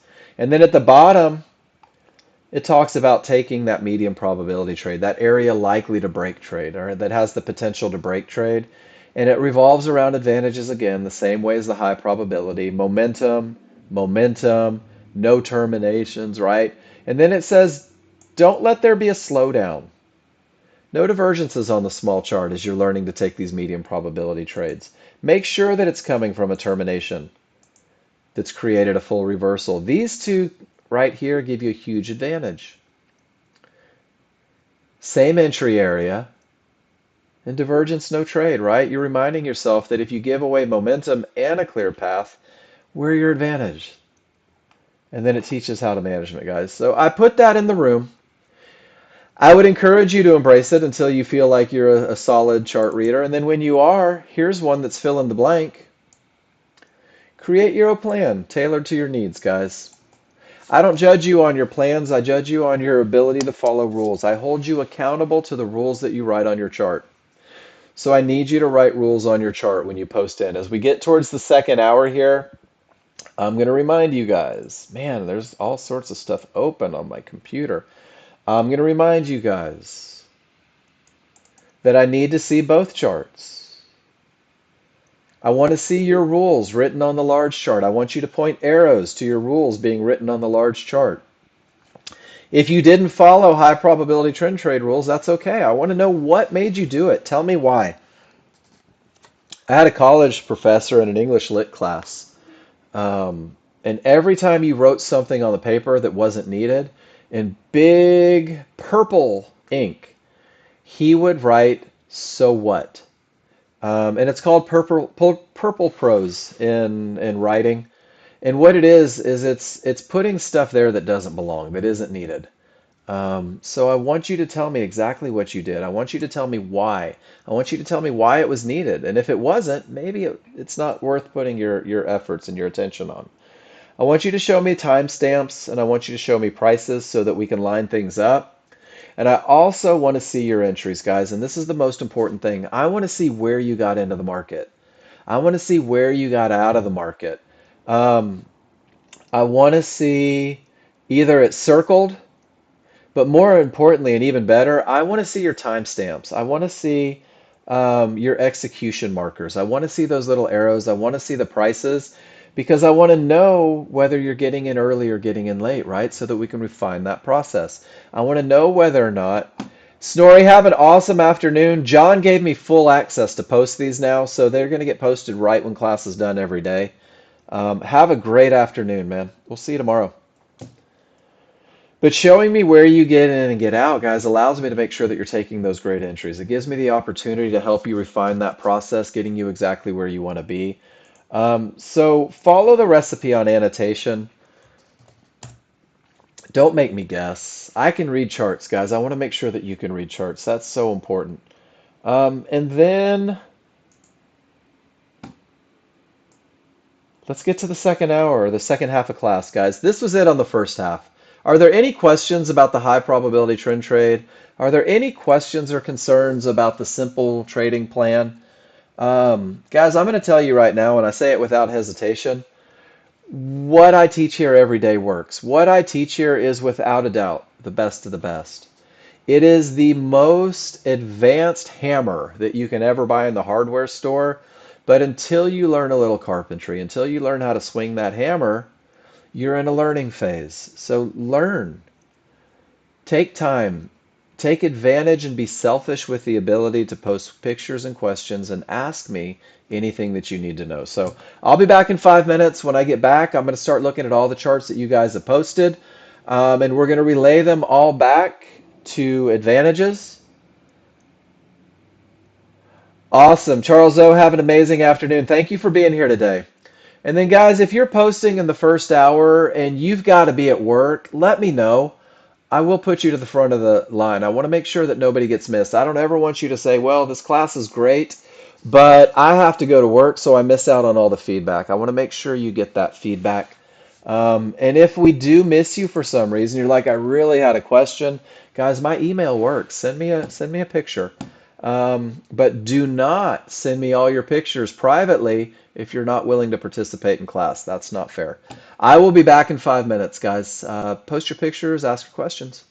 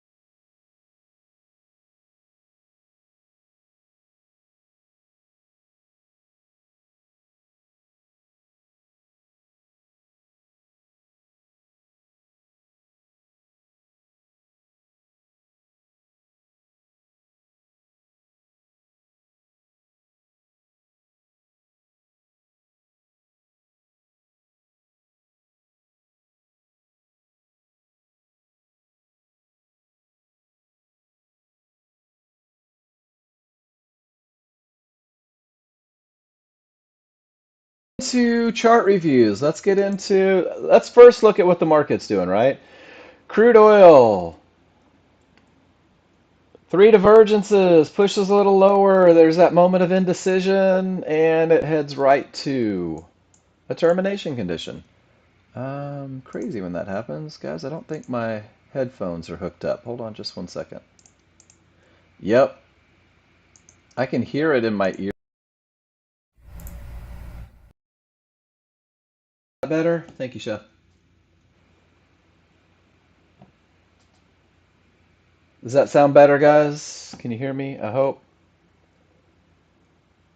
Maybe nobody? Ah, okay, thank you. I was like, oh my gosh, they can't hear anything. And guys, the NASDAQ has momentum is waning a little bit. Area that may break, but has not broken. There's that divergence. So my KISS plan traders did not take that long trade. Congratulations on following your rules. And then here we go on the S&P. Triggers are weakening. They're flat. Ugh, man, it's ugly, isn't it? Nothing to do. So guys, I'm going to scroll up to the top and I'm going to start looking at pictures. And we're going to talk about it. If you have a question, I want you to ask it. But I am going to go through a couple before I work my way back down. And Gary just front loaded on us. I love it. So I'm going to start off with Gary's pictures. And here we go. Gary is talking about this is his most current bar. This is a termination that creates a full reversal that gives odds favorable momentum. This is an area with the potential to break. And since it had divergence on it, Gary waited for a little confirmation using a different chart and took it all the way up to resistance. Gary, beautiful trade, man. Nice job. Taking a medium probability trade and taking it conservatively, and it worked out awesome for you. And then anything can happen triggers. They're weak, right? Divergence prints, weak. And Gary just says, you know what? That's not worth my money. My money is worth odds favorable. Nice job, Gary. And I told you guys, he's my guy. When the rules aren't met, he's like, to hell with it. Look at all those triggers. Weak inside, nothing going on. Not a snapback opportunity, Gary. That's a large chart thing. That's a large chart thing. That gap theory is large chart. It's not entry chart. And then there's that termination, and Gary says no trades into termination conditions. Awesome trading, Gary. Great recognition, cool annotations.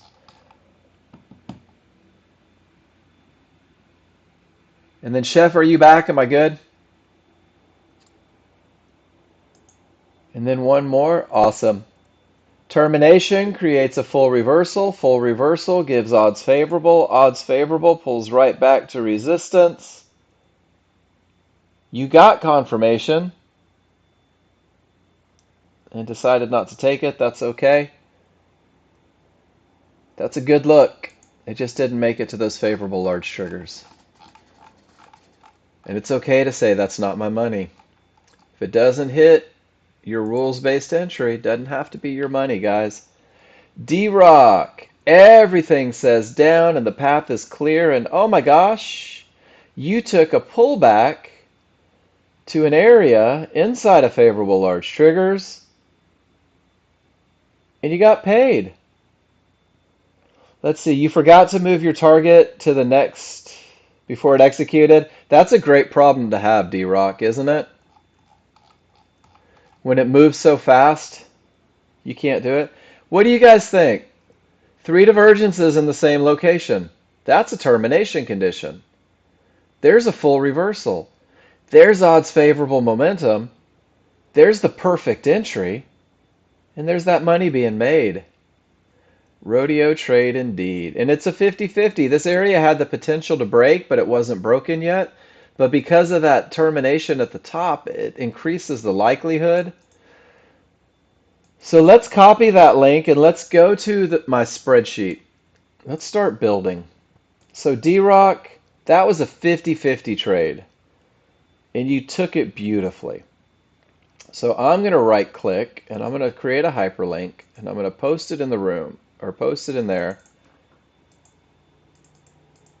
And it's not a high probability trend trade, but it is D-Rock's perfect 50-50. I like doing this. I think that when I start putting these in my spreadsheet, guys, you start holding yourselves a little accountable because you start wanting to make the spreadsheet, which is cool. I work very much on attaboys. I love attaboys. You tell me I'm doing a good job, I want to do a better job. Some people are like that. Chef, same trade. Uh-oh. Let's see what this says. Odds favorable, everything back. It's a 50-50, Chef. Do you see it? Larger still above, but the smaller not. So it is a 50-50. Look at that entry. A little bit above the midband, right? What if it hit the midband and dropped? That entry above that lowest point of resistance would have felt silly, wouldn't it, Chef? You have been like, oh my gosh, I can't believe I missed all that money because I wasn't willing to put my entry on the correct side of resistance. So, one of your issues is holding the trade and trusting the process. You choose to trade the micro ES in order to mentally get past the roadblock. If it holds, I will lose too much.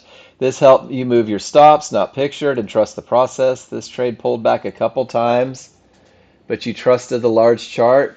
Ah, Chef, I got chills, brother. I really did. I literally have goosebumps right now. Guys, this is the class. This is what the class is designed for. Chef, outstanding. Two ticks off on the entry, but look at the hold. Everything still set down. Everything was still going down. This divergence was out of the equation because the triggers broke it, and you held it. Next time, Chef, you're going to get all the way to the fib. So I'm going to take your picture, Chef, but you know what? You don't get to be in the trade section. You're coming over to the management section, Chef.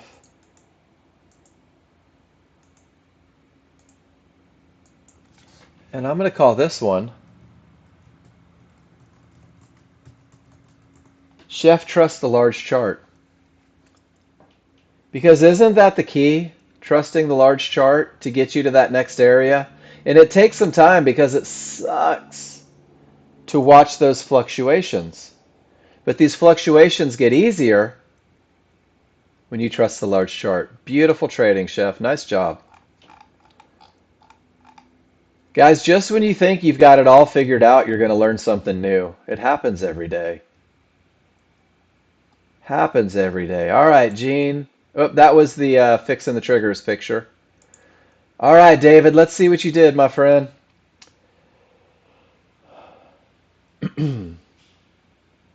All right, so you broke through, right, David? Are you with me in here? And this is one of those normal things that happens. David put tail. Pullback, tail is the pullback entry, right? David, are you in here or did you leave? Oh, sorry, Gene. And you tried syncing your clock? That's what John always says usually fixes it. I don't know. That's weird. David Bowd, are you in here? I think he went to go get um, swim practice. So guys, we talk about trading those tails on the large chart a lot, right? We talk about trading the tails on the large chart because the tails on the large chart are the pullbacks on the smaller, faster chart. So trading the tail, how on earth would you know where that tail is likely to happen?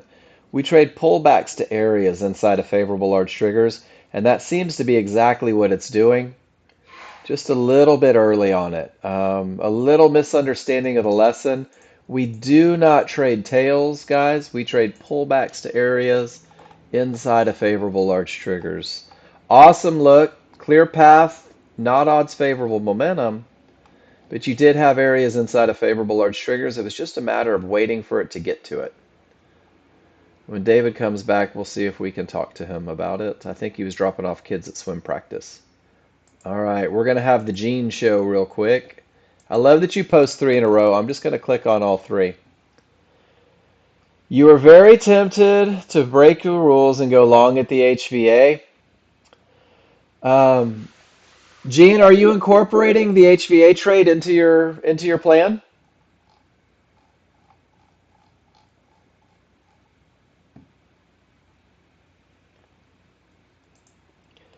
And I'll tell you what, I love HVA trades. They don't happen a lot on NASDAQ. They really don't. But in order to have an HVA trade, Gene, you have to have a termination condition you have to have a termination condition. You didn't make it.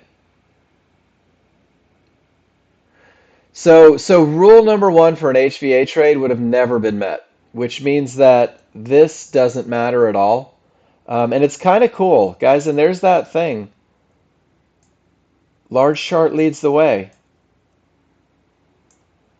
This never had a termination condition. They're still fighting to the bottom. And Gene, that's your first rule for the HVA. So I'm glad that you didn't take it because that would have been a rule breaker. Great, great holding off. And then there's that termination. And you're getting in with all the triggers below resistance. And you're getting in with your flat large and divergence against it. And you're just hoping that it works out. Gene, did you notice on this trade that resistance held to support, held to resistance, held to support, and you're trying to go long without the best look right in the middle of a range?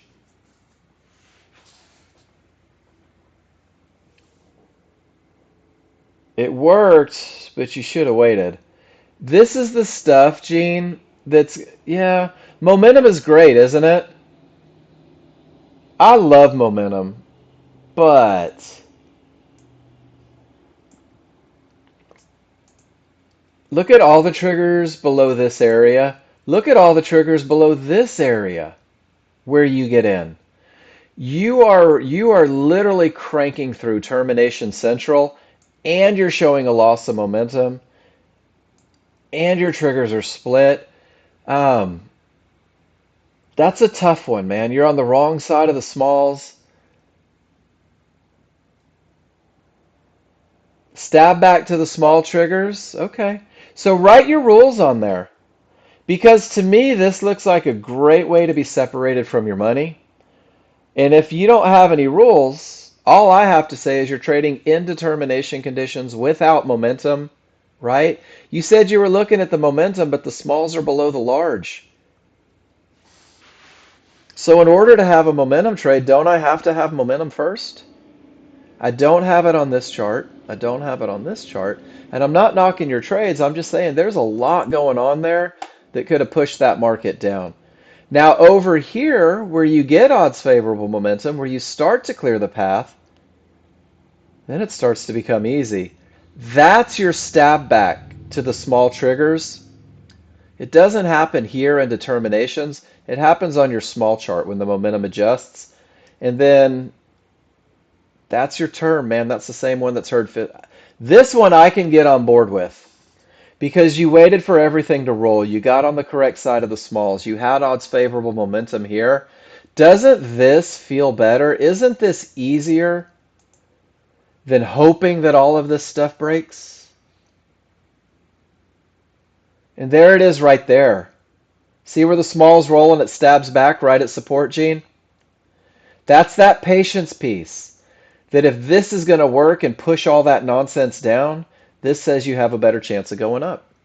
It's not, it'll cost you 40 bucks, but it'll probably save you 4,000 in the long run. Does that make sense? Great pictures. David, you're back. All right, so David, as we refine you and get you into this best of the best, and we get you focused on the best of the best. We did. Got sad for a second. David, what's your first rule for a trade? Are you following the high probability trend trade? Is that your goal right now? Or the KISS plan? Cool.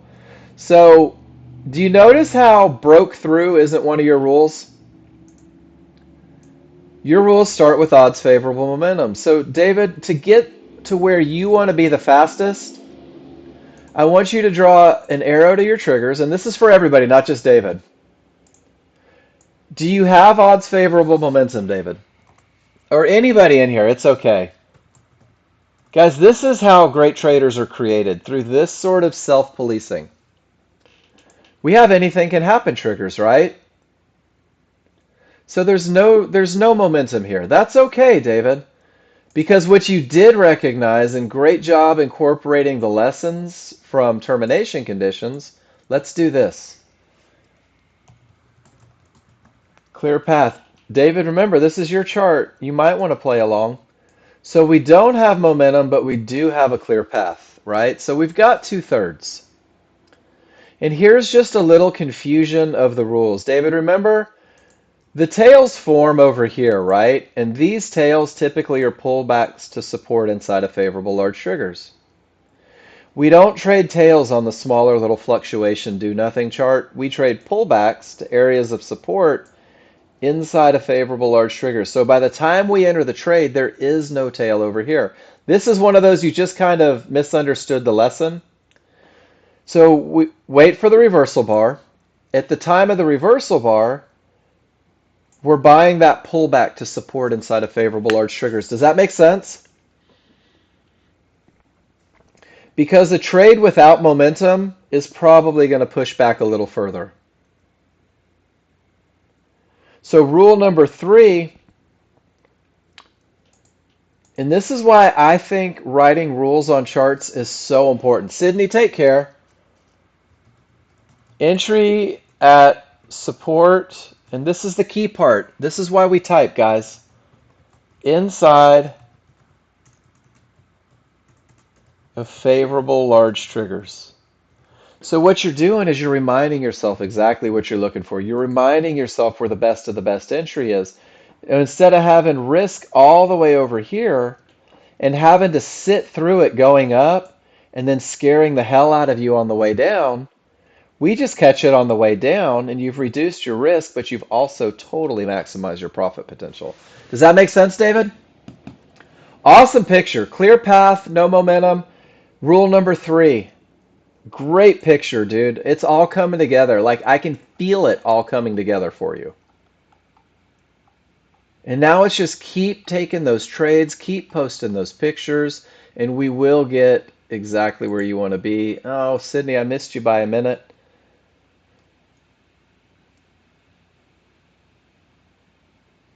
And large triggers up and wide. So guys, here's another one of those instances where you jump into the market and it starts pulling right back to support inside a favorable large trigger. Sydney's not in here, but guys, this is a very common management mistake for new users.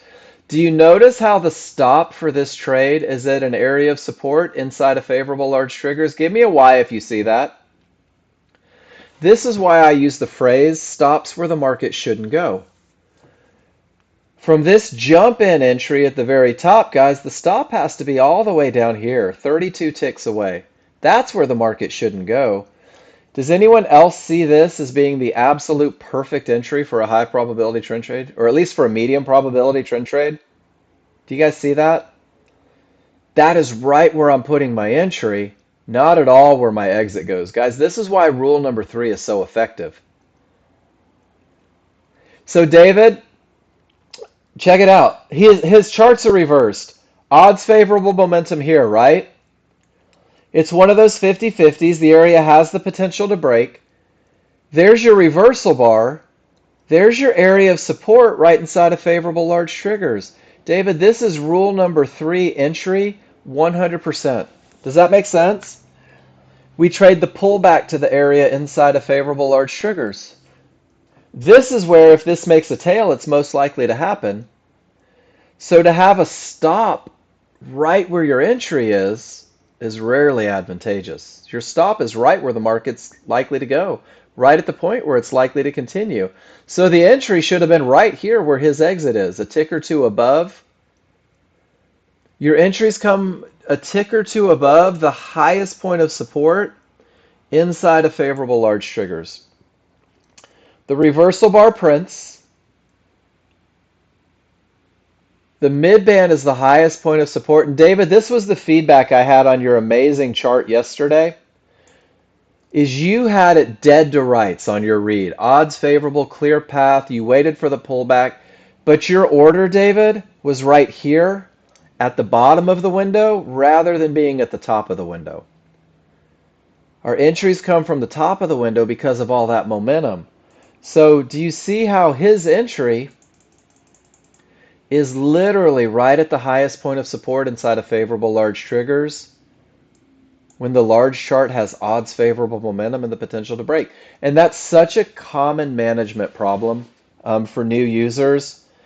Jumping in early and then putting your stop in the wrong spot. So much so that it's in my spreadsheet. Whoops, that's too big. So check it out, guys. Perfect entry, awesome profits. Jump back into the market and put a stop right where the market was likely to continue. And look at where that market ramped up, right at the area of support inside of favorable large triggers. So there's a great lesson, guys, and it's in the spreadsheet. But this is such a common mistake that it made the spreadsheet. Not putting stops where the market is likely to go, putting stops where the market shouldn't go. And your chart reading is going to identify those areas, guys, and you're going to get really good at it in the moment. And the more you trust the methodology, the easier it becomes to kind of quell that fear. One-to-ones, didn't see when you entered. Now it's a 50-50, which is against your plan. It's not even that it's a 50-50, Bobby. It's a bad bottom, right? It's a not a termination. It's coming from the middle of nowhere. And then when we have that from the middle of nowhere, we're going to respect that mid band just a little bit more. I think your potential entry, it's not a horrible looking trade. Of course it is. Dwight, it's your stop. And then Freddie, you get scared moving your stop too far. That's why you're on simulator. Freddie, have you ever played a video game and been afraid of getting shot and bleeding out right there in your living room? You're like, hell no, guns a-blazing. I'll take on that tank head on, right? Sometimes. Dang it. But that's what simulator's for, guys. Simulator's there for you to make the mistakes, to move those stops, to not feel the pressure. And I'm going to tell you right now, if you're scared losing pretend money, you're going to be absolutely puckered up with real money. It's going to take a steam cleaner to get that pleat out of the center of your chair. Bobby, it's not a bad looking trade. It's just that it was a bad bottom and that was your mid band and it just didn't work. And these, I don't mess with these pink one-to-ones. These pink one-to-ones mean nothing to me. They just don't. Split triggers, so it becomes a huge range though. I think it was a good thought, but they just wanted to continue the downtrend from that bad bottom. One of the reasons termination conditions increase the likelihood of success. Not a bad look at all though, Bobby. Don't want you to have any remorse about that. Anything can happen, triggers. Divergence, weak triggers. All the areas are below your trigger lines. Gary, who cares about no market flow, right? Don't have the advantage of momentum. Lost the momentum. Don't have any areas inside of favorable large triggers. Who cares what market flow says? Man, your large and second chart said, hell no. Good momentum, clear path, nice entry, giddy up, giddy up. Nice job, Bobby. And then there's that termination condition, which just makes it easier, right? I like that you took that one a tick or two above. I really do. Termination, I know, right, Gary?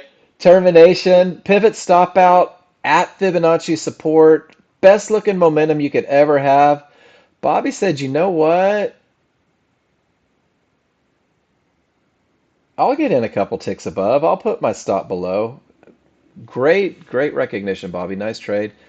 You notice that when you're playing with your Apex play money, the trade fees are included. Are most contract fees about the same? Depends on your broker, David. Apex, I think, is $8 a round turn, if I'm not mistaken. Bobby, I love everything about that trade. But I believe it's $8 a round turn on Apex, if I remember right.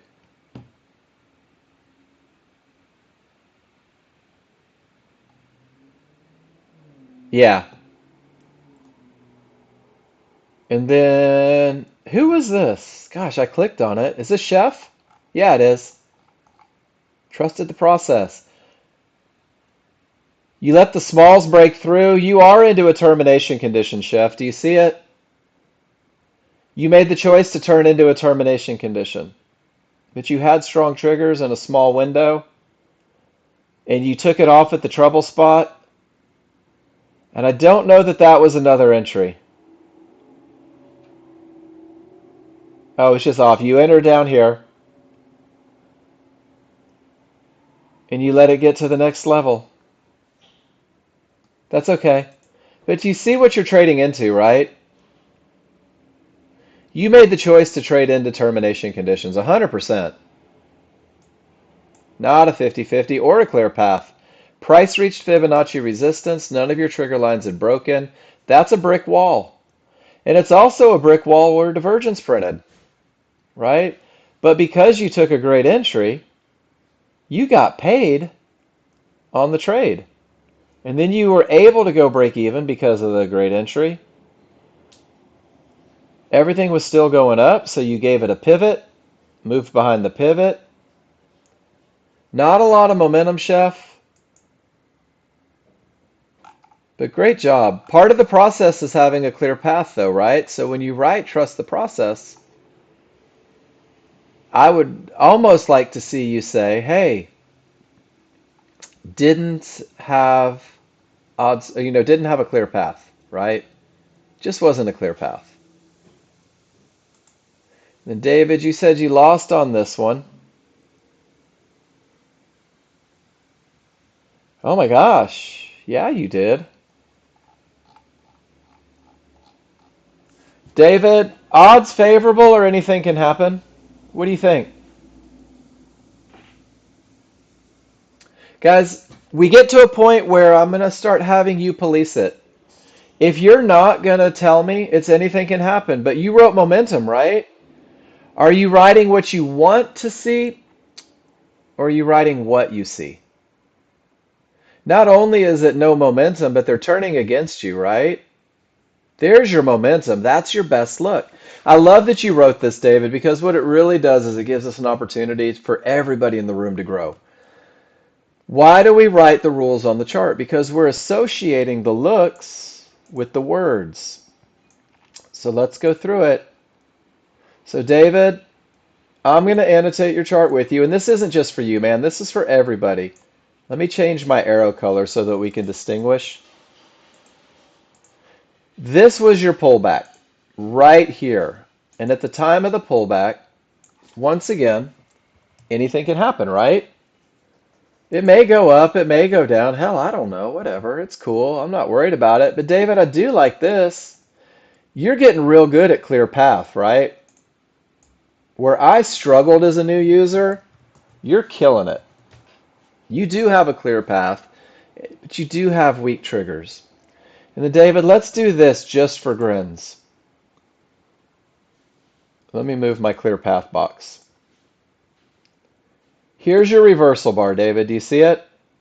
At the time of the reversal bar, I'm going to draw a box from the top of my trigger lines to the bottom of my trigger lines. Are you with me so far? This is rule number 3. David, do I have Fibonacci support, a midband, or yellow one-to-ones inside of those favorable large triggers? Not at all, right? So let's look at where your entry is. Your entry is all the way down here. Your entry is out in the middle of nowhere. It's in the middle of space. Do you see how rule number 3 Just keeps you from ever even thinking about this trade, David. And this is the advantage of the rules, guys. And this is why you have to write your rules on every chart. You have to write area inside of favorable large triggers. So, David, if you're having trouble seeing it, this is what you need to do. Let me go back to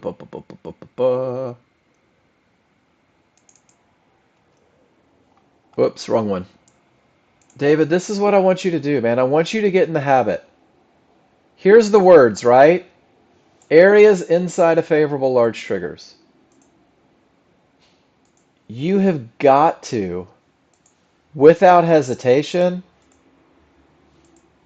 put those words on your chart. Put those words, areas inside of favorable large triggers, on your chart. You have to understand that this is a 100% requirement. So you have to be able to go through the process. And David, this goes back to eating the elephant, right? What are favorable large triggers? You have those. They're overlapping. They're one on top of the other. You have the best trigger look ever, David. But the challenge is that I don't have fibs, mid-bands, or yellow one-to-ones inside of them. Does that make sense? So one of the best ways to get good at that, honestly, is David, go through these pictures over here and start checking them out. Look at the entries. But have the word ringing in your head every time. Area inside of favorable large triggers. Area inside of favorable large triggers. And what happens is if you go through 20 of these pictures, you're going to start recognizing the exact same look, right? You're going to start seeing the exact same look where it's an area inside of favorable large triggers. Where it is an area inside of favorable large triggers. And that's where you're at right now, is you're starting to put the words and the pictures together. If you annotate your charts with the actual rules taken from the spreadsheet every time you do that, it really will kind of put you in a position where the recognition happens faster, where it gets easier and easier. And it's amazing how quickly we learn to police ourselves. I had to do it too. Guys, I know that I sit here and remember that I'm looking at charts that aren't doing anything. I'm looking at charts that are sitting still and doing nothing, which makes it real easy for me to read and do the rules and talk about them, and sound like it's the easiest thing in the world to have happen, right? Because there's no pressure. This is Gene's chart. You remember to turn Apex Copier on for this one. Everything's set up. You take a pullback to support inside of favorable large triggers. With all that momentum, you get paid. Gene, do you need HVA trades to hit your goals? That's outstanding, Gene. And here's the part that you guys don't realize. Gene, you could teach this class. If I gave you the microphone right now, could you identify odds favorable? Could you talk about why this is a great trade? Could you talk about why you held to where you did? Could you defend your trade in a court of law? Could you defend your plan? Absolutely you could. And I tell this to people all the time. They're like, "Oh, I could never do that." Guys, when the charts are still, they become easy to read. And when they're easy to read, doing absolutely nothing, it makes it easier to see it when it's doing something. It makes it easier to see it when the market's moving. It's almost like the market slows down. Let me figure out where I'm at. I totally lost my spot. There we go. We're on D-Rock. But do that. Every time you take a trade, could I defend it in a court of law? D-Rock, outstanding. In D-Rock, you're starting to hold for the fibs.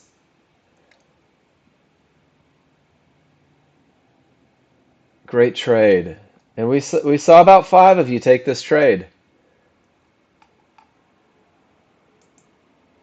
Love it.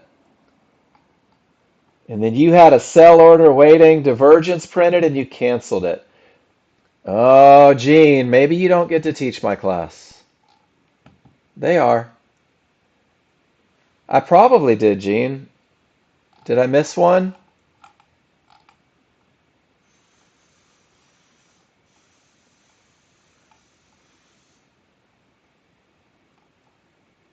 Yeah, I got you. I think. This is the one you posted before it, and that was your markers screwed up. And then it was the bingo, and then it was this one. Whoops, where'd it go? Yeah, so, yep, I appear to have not missed any yet. That's okay. On which one? Repost it. We'll talk about it. Not a gap. Oh, no, we just got to it. Not a 50-50. It's a clear path, Gene. Right? Oh, that was the marker still screwed up. That's not the one. Oh, I'm sorry. I didn't realize that this was a trade. This was same one Bobby took. It's a bad bottom, so the chances of it continuing down are pretty strong. It's not a 50-50. It is a clear path. It is an area inside of favorable large triggers. It just didn't work.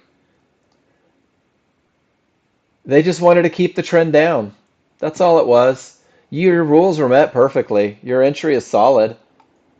It just didn't work. It's the cost of doing business. This is the one I wanted to talk about, though. Had a sell order at the mid-band, but it was divergence printed and it was too close to a term, right? Too close to a term. So let's see. You were 3 ticks, 4 ticks off, right? Was it too close because you know that these are areas? Because from what is it, 90? Because from 91 to 83, yeah, it's about 12 ticks. So from your point of entry, it's only about 12 ticks, right? I'm okay with that. That's not a lot of room to make money. Am I doing my math right? 10 from 90 gets us to, yeah. No, that's about 22 ticks, Gene. That's an opportunity to make $200. Because remember, we sell pullbacks. So from 90 to 12 is 22 ticks, which means that 12 back to 90 is $220 potential. Does that make sense? This fib isn't a termination, it's a target. There's a big difference as you start coming up on these things. And this is where rule number 3 would have caused harm. But you don't know that in the moment, right? You only know that after the trade. That's odds favorable. That's not a fib hit. That's one line inside of favorable large triggers. And you're still 3 or 4 ticks off that area. I take that trade every time. That fits my rules for high probability trend trade. That one I'm kind of obligated to take. And then if it changes, that's okay. I'm already break even on it. I made some money. I'm already break even. All day long, though. Not a good top, but man, look at the momentum. Look at the clear path. Look at the one line for potential entry inside. This is a tiny little risk. Well, let's talk about areas. The fib, you're 2 or 3 ticks off, right? So you make a judgment call. Gene, 1-to-1s are absolute numbers. There's nothing airy about it. It's an absolute number. It is a 100% Fibonacci alternate, and it's based off of one calculation. That's an absolute number. Divergence lows are absolute numbers. That is the exact low point where that pivot happened. These are unquestionable lines in the sand. Fibs are the accumulation of thousands of calculations. Fibs are the accumulation. So fibs are where'd my picture go? Fibs are going to be the point. Whoops, I keep messing this up. Fibs, Gene, you can say, all right, I'm 2 ticks off. That's an area I'm not going to trade into it, and I'll support you all day long, right? I'll support you all day long. But when I get close like that, when I get to the point to where I'm like I'm 3 ticks, 4 ticks off, and everything is screaming in the direction, the momentum is so strong that I'm likely to push back down and tap that fib all day long, and that's only a decision that you can make for yourself. And then D-Rock points out, since it's not a good top, it might just continue the trend, right? It may go back up, but you have every advantage here. Yeah, I think it's a great picture.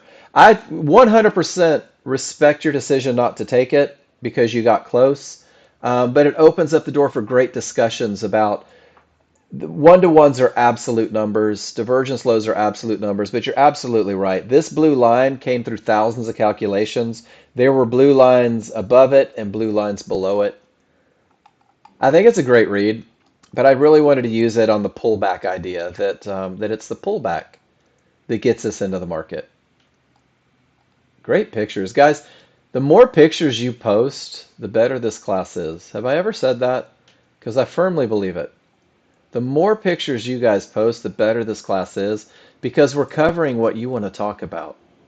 And then, Gene, there was your termination condition, choosing not to trade. I love that.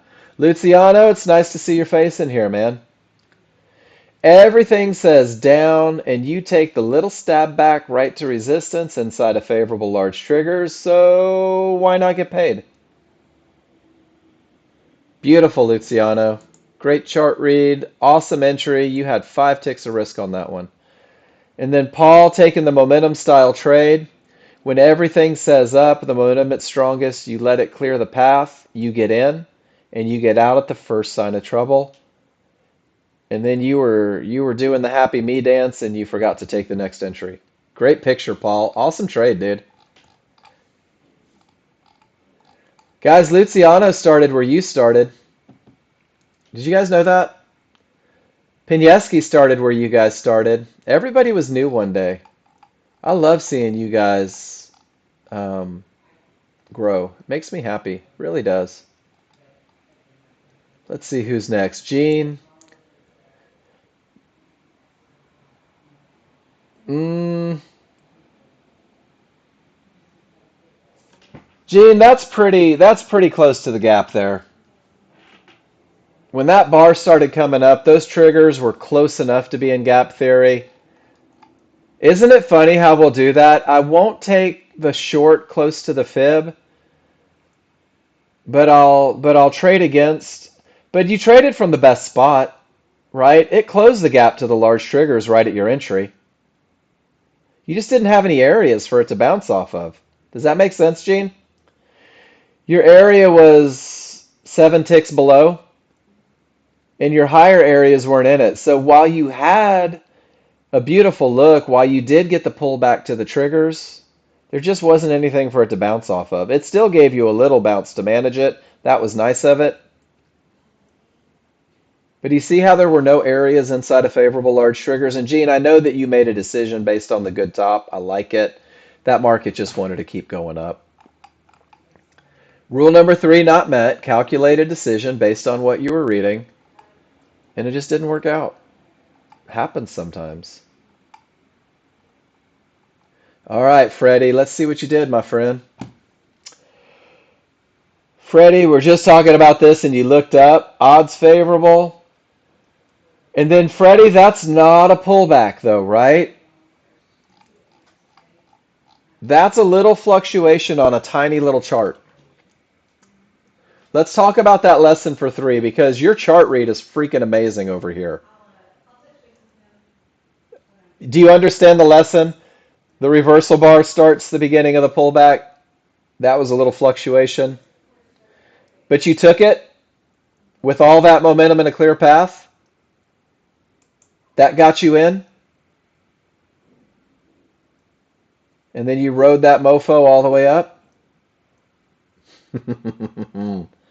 I'm not mad at you. Right now, Ron C is stitching a robe so you can grow, so that you can join his cult of momentum traders. Large chart led the way, didn't it, Freddie? That's the best lesson here. I don't care that you fudged the entry, that you didn't wait for the pullback. You let the large chart lead the way. And Freddie, that's the hardest lesson because it's so easy to get caught up on the small chart. So you got rock star status for the day, Freddie, because you're on day 3 and you're letting the large chart momentum and the large chart clear path talk you into trades. And I'll tell you what, it'll cover a lot of mistakes than going the other way. Nice job, dude. Paul, 50-50, no divergence, not from a good top. I hate that look. Absolutely hate that look. You get in, it takes you out. Is this gold? What are you trading? Gold? This is that temperamental gold that I'm talking about. Look at how much wonky overrun gold. Gold's tough, man. It's a 50-50, but it's not from a good top. That's a tough look, Paul. I know that you like that look. And you had the HVA line.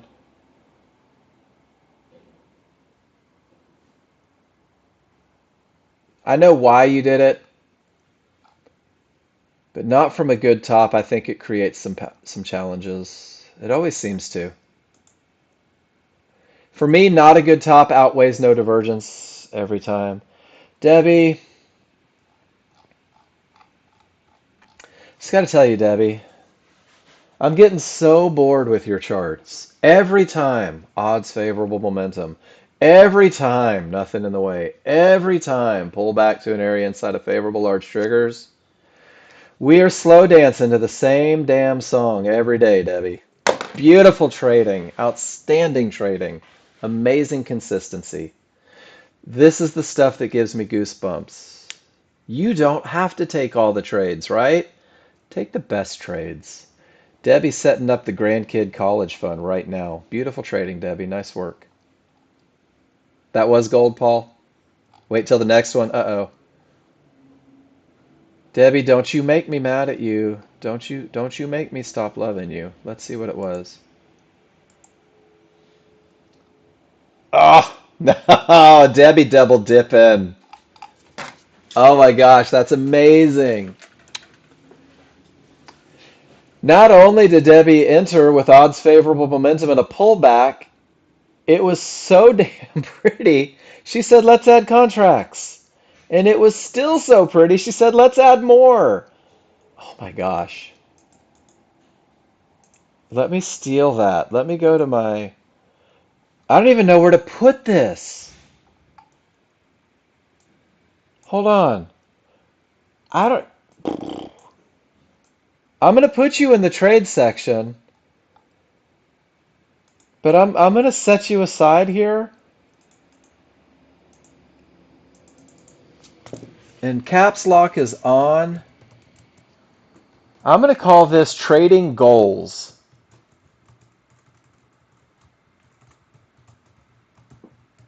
Per Debbie W.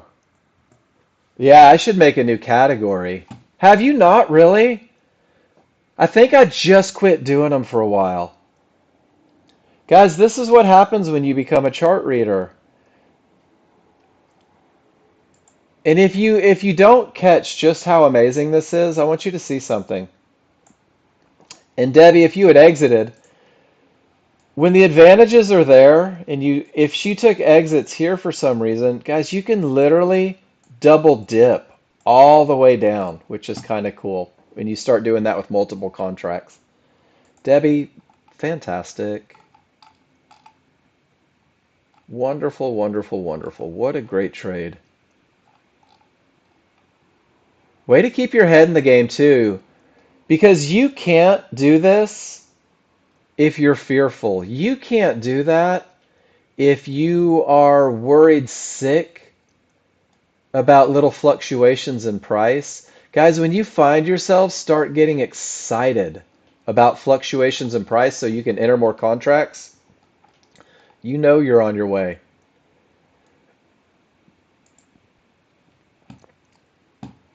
And then Gene, everything says up. The path is clear. The triggers aren't the best, but that entry sure is. Making money, and then you got stopped out on the third one. Gene, outstanding trade, man. Clear path in an entry area made it medium probability, and that medium probability turned into a beautiful trade for you. Solid. And then Paul, here comes gold. When the 50-50 fails, it sets you up for success going the other direction. Nice job, Paul. Way to keep your head in the game.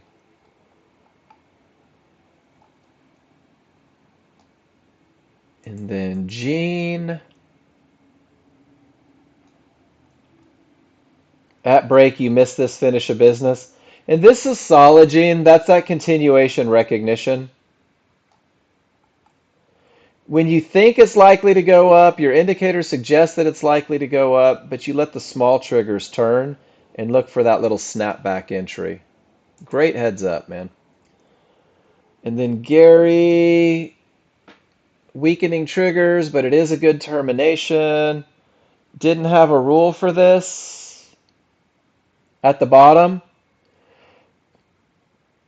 Nope, it's from the wrong side of everything, isn't it? It's from the wrong side of everything. Great, great restraint. And then Paul, weak trigger long didn't work. Now you have a termination. Not odds favorable yet, right? Those large triggers haven't rolled yet. So the smalls are below, but all of them are above these one-to-ones in a little bit of a holding pattern. You're anticipating more down, but your indicators haven't told you that these one-to-ones have any intention of breaking to the downside, right? Do you see that? Every trigger line's above. The large triggers are still up. It's got a little work to do before you come out of the maybe stage.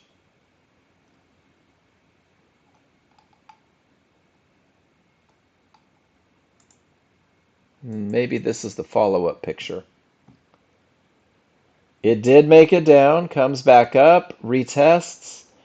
There, everything rolls, and you take a rock star entry to go down. The first short didn't work. 1, 2 divergences, wonky triggers. It just wanted to push higher. 3 divergences pushes higher, and then everything rolls and you take it. Paul, this is one of the things. Is that crude?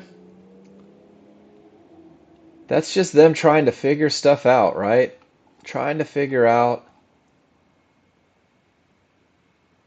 Oh, I thought you meant odds favorable down. Yeah, definitely not up. This is great patience. The first trade's solid, right? No gap theory. Everything's down. Termination. I think maybe that was your first one. And that one didn't work. And then there's your second one, and that one didn't work. And good job not trying the third one and letting it all sort out. And then taking the one that goes with everything and riding it down to that next area.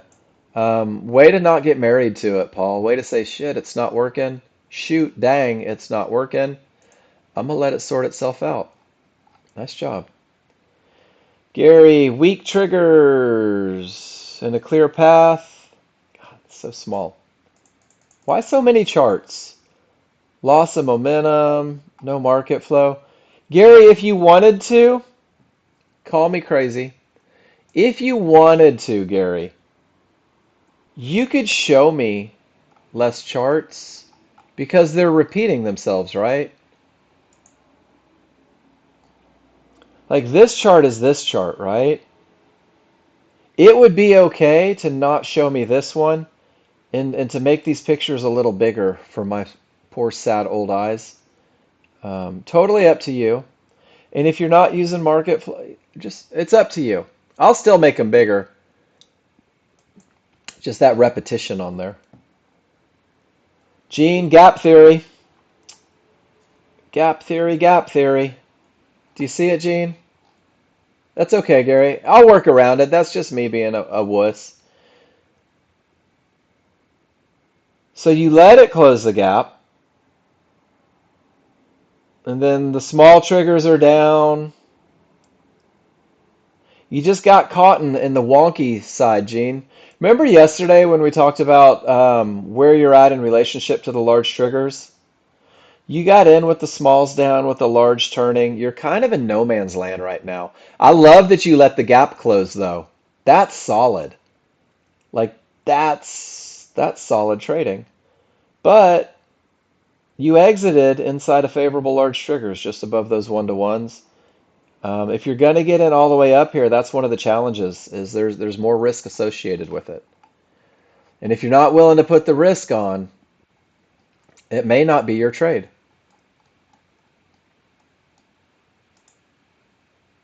I miss a lot of trades because I don't care for the amount of risk on it.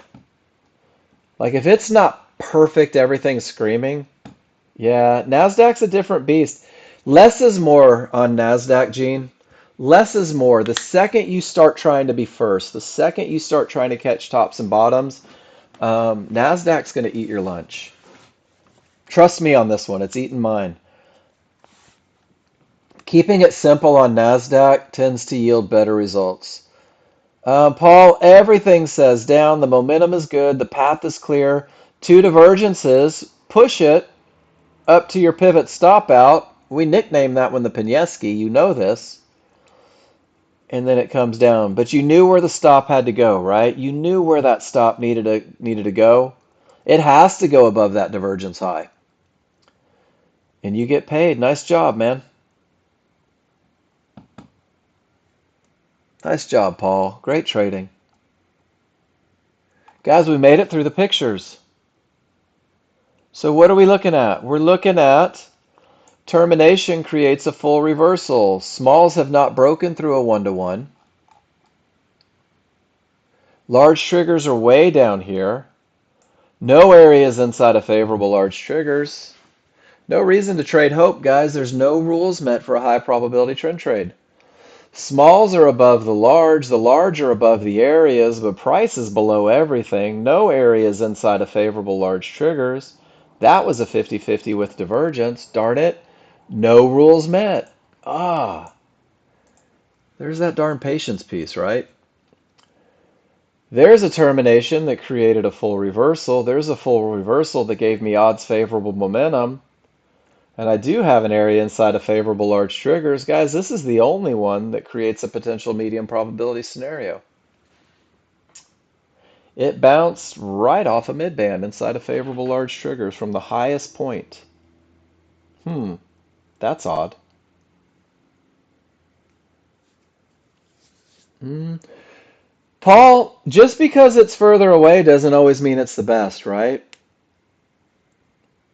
What's the best? The best is the areas inside of favorable large triggers. I think, like, that's the best. Hands down. But it's 50-50, right? And it has one divergence. So if you're a KISS plan trader, if you're trading that most basic plan, that KISS plan, let's talk about evolution for a second, guys. If you're trading the KISS plan, it's not your trade. Hey, Chris L., take care, man. If you get an answer on the volume, let me know. I'm probably going to Google it later. I'm staring at this note. It's a great question. I'm still thinking about it. So if you're a KISS trader, that's not your trade, right? D-Rock didn't like the divergence, chose not to take it. Paul says with a loss of momentum, he'll only enter at the bottom of the window. That's cool. Those are your rules, guys. I respect them 100%. This termination condition that creates the full reversal, I love that. That's a solid look, right? But this 50-50, that I don't like so much because I don't have a clear path.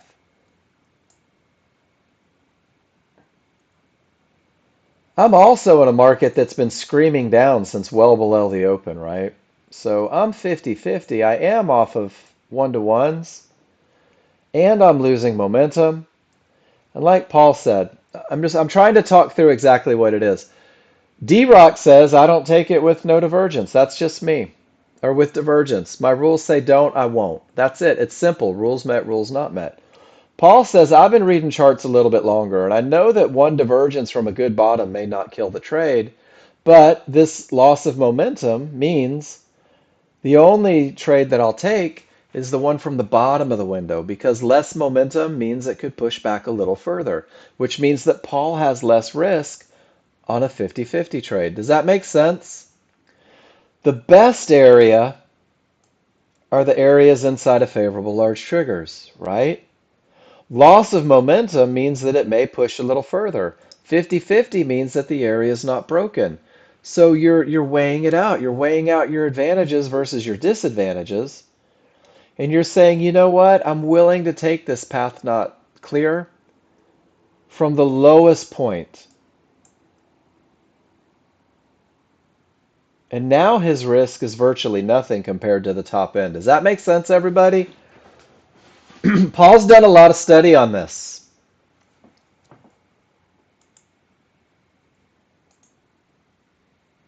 And now Paul says, I have virtually no risk on the trade.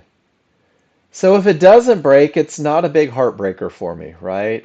It's a couple ticks. It's all good. Not worried about it. Hey, Gene, thanks for posting so much today. Thanks for all the great pictures and the great questions. I really do appreciate it.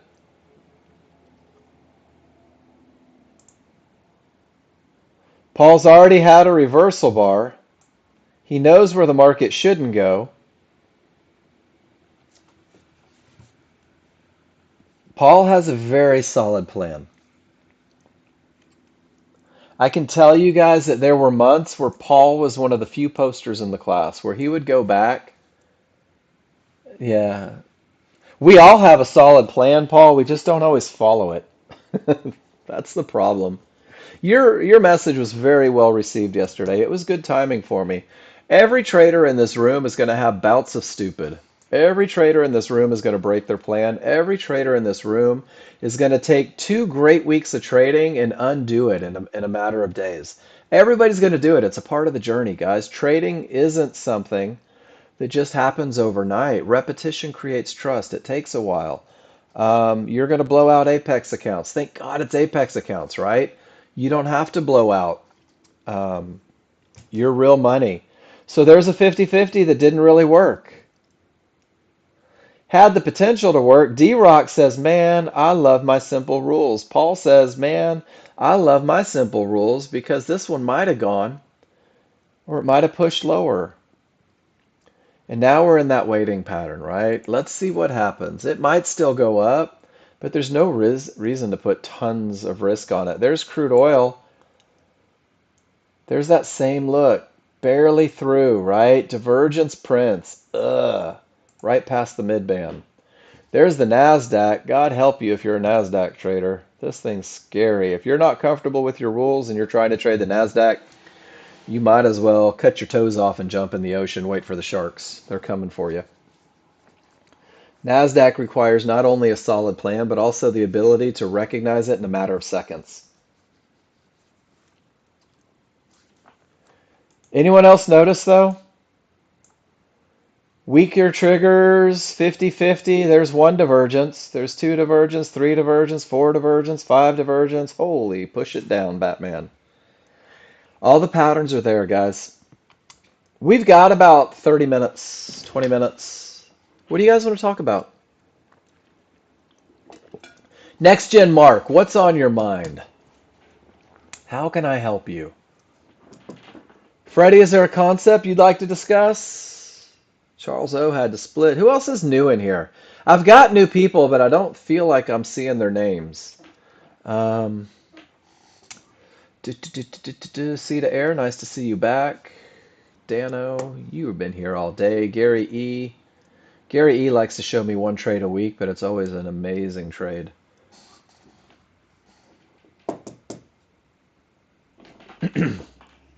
Check it out, 50-50 with a divergence. And once again, why hope, guys? Why hope? I'm going to give you guys something right now. This is a gift. I read it last week. I'm going to start reading it again today, actually. Emotion-free trading. My brother sent this to me. And he said, read it. Change your life. There's a phrase in this book and I'm going to type it in the room right now. Acting in your own best interest. Acting in your own best interest. Guys, I'm very much a person where I believe words have power. Acting in your own best interest means that when you pull the trigger, you're following a set path, something that has a statistical advantage. Acting in your own best interest means that you're protecting your investment. It means that you're using stops, right? That you're using targets. That if you're up $500, your stop isn't at a $200 loss, guys. We're in this to make money. Every time you take a trade, act in your own best interest. Is taking a 50-50 trade from a bad top on the NASDAQ with divergence acting in your own best interest? Probably not. 50-50 trade didn't work. You have to ask yourself, is taking a 50-50 trade with divergence acting in your own best interest? It might be. Only you can answer that question. And here everything is screaming down. The smalls broke through, and there's your pullback to the mid band. There it goes. Could that be the one that's in your best interest? So, guys, that's emotional free trading. If you've never read it, read it. I'm going to give you other reading material. I'm not giving you guys homework. This is 7 Habits of Highly Successful Traders. This was written by a gentleman named Mark Douglas. Mark Douglas was very much a mentor to John Novak back in the day. Outstanding book on the mental side of trading because it really is, it's mental. Um, Waited for divergence and still lost. Gary, don't use the word still. You took a medium probability trade with problems against it, and it didn't work, right? You took a medium probability trade with problems, and it didn't work. You can't be surprised when that happens, guys. You can't be surprised if you forfeit a clear path. You can't be surprised if you forfeit. That's a pivot stop out with divergence. It didn't work. It's it's not a bad look. It's really not. But don't get surprised if you lose, guys. It's a part of it. Gretzky said you miss 100% of the shots you never take, right? Debbie, have a great day. Great trading. Awesome pictures. Thank you for those. Gary says with a good bottom, with odds favorable, with everything screaming, I take the trade. Confirmation cost you 6 or 7 ticks, which increased your risk on a medium probability trade. But that's a great look. It has problems, but it's still a great look. So it lost. Let's wait for the next one, right? Let's wait for the next one to come through. I don't disagree with the trade at all. I didn't disagree with it from the mid band. I didn't disagree with it from down here. It was a good look. It just didn't work. It's not a high probability trend trade. You even had higher divergences supporting it. It just didn't work. So don't use the word still like they're out to get you. I bought her dinner and a movie and she still didn't kiss me on the lips. She's not obligated. The market is not obligated to cater your cater to your needs. Check it out. Bad top, 50-50 with divergence fails. Odds favorable, 50-50, no divergence. You probably hit your first target before you went break even. Oh, there's divergence. I wonder if that one kills it. Do you see how it is, guys? And I joke with it, and I say it very lightly. The only options you should ever have as a day trader is whether your rules are met or not. Your rules should provide a statistical advantage. Your statistical advantage should be the reason that you pull the trigger, not your emotions, not your hope, not your wants, guys. The market doesn't care about any of that. The only thing the market cares about is going up and down. You have a plan that has provided you a statistical advantage. You have a KISS trading plan that'll keep you out of iffy trades, that'll keep you focused on the best of the best entries, that'll even keep you managing it pragmatically. You have the indicators that, in my opinion, are the absolute best indicators in the world. These Fibonacci areas, let me show you the picture. I sent my brother yesterday. These Fibonacci areas, guys, fibs work. This is NASDAQ yesterday afternoon. This was me not doing a damn thing all yesterday afternoon. Term to weak triggers, no rules met, to 50-50, no rules met, to term to term to term to term to term to term to term to term. Fibs work, guys. The rules work. And I want to say that I actually printed a picture that I said was going to be for class today. Do you believe in rule number 2 yet?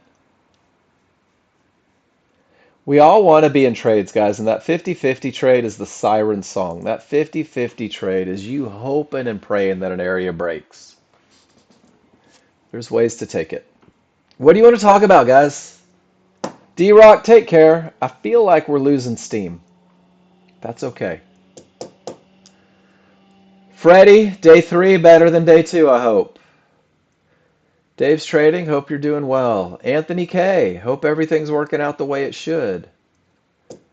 Dwight, I'll check my email after class. Sydney is already gone. Bobby T, go fishing.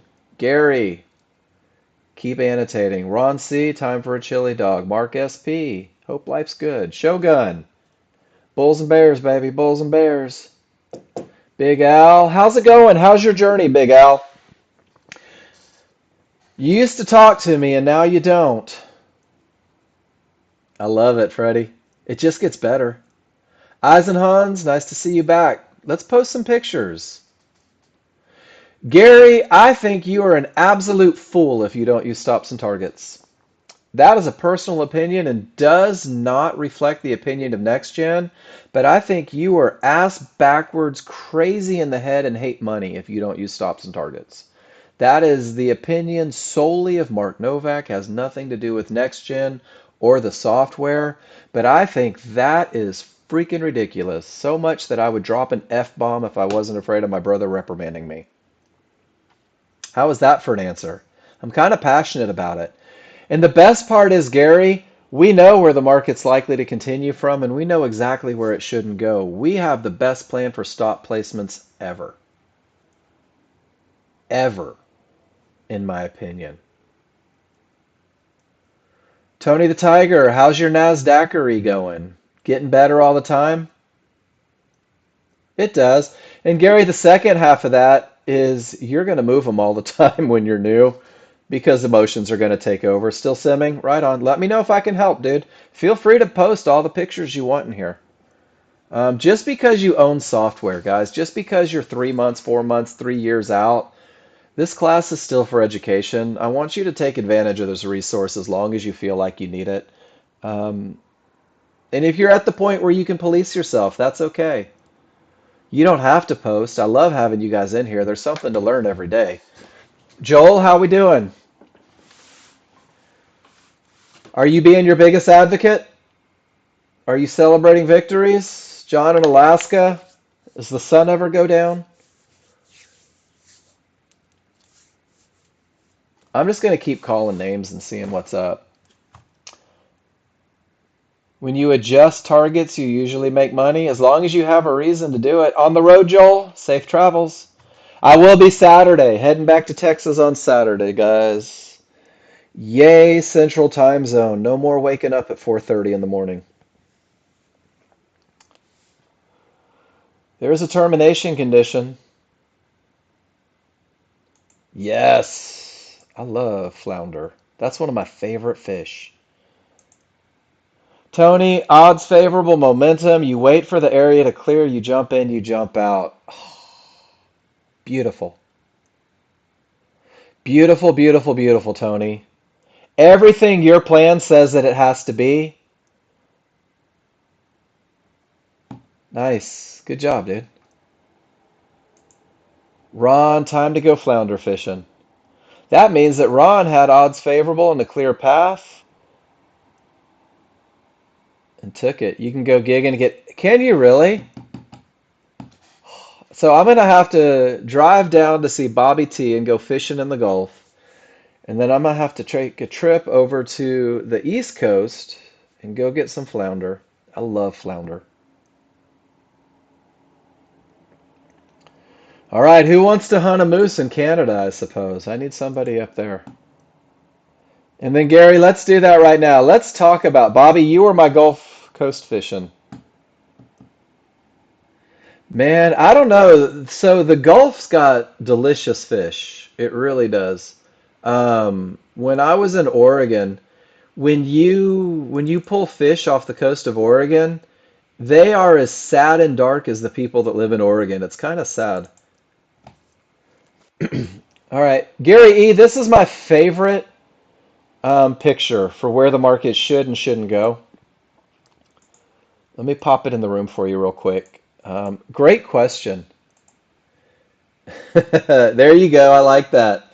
You guys swap fishing trips. You know what's really fun?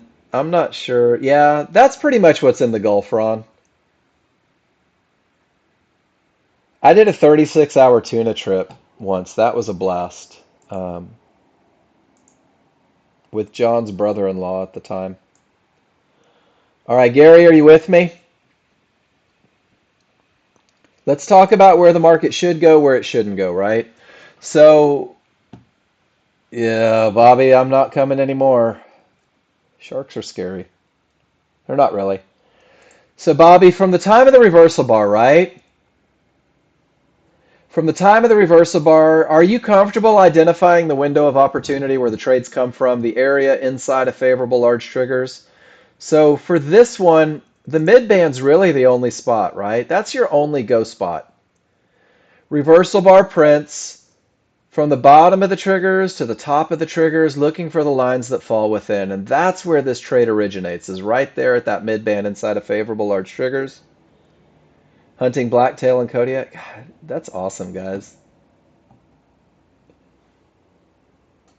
So Gary, on the other side of it, from the highest point of support to the lowest point of support, and that market is likely to continue from all points within, right? Inside of that window, this is where it may reverse, where the trade may continue. So you're all good with that idea?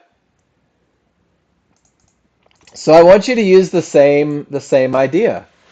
If the area is likely to continue from the market is likely to continue from the areas inside of favorable large triggers, doesn't it make sense that if it exceeds those triggers, you've gone beyond where the market's most likely to continue and no longer have that advantage and don't feel like you should be in that trade anymore? If the market pushes down below those triggers, below that lowest point of support, Gary, my stop's right there. It's waiting to catch it. It's like a backstop, like a catcher's mitt, right? And just waiting. Does that make sense? Because this is the premise for all of it, where the market shouldn't go. So let's see if we can find a cool example.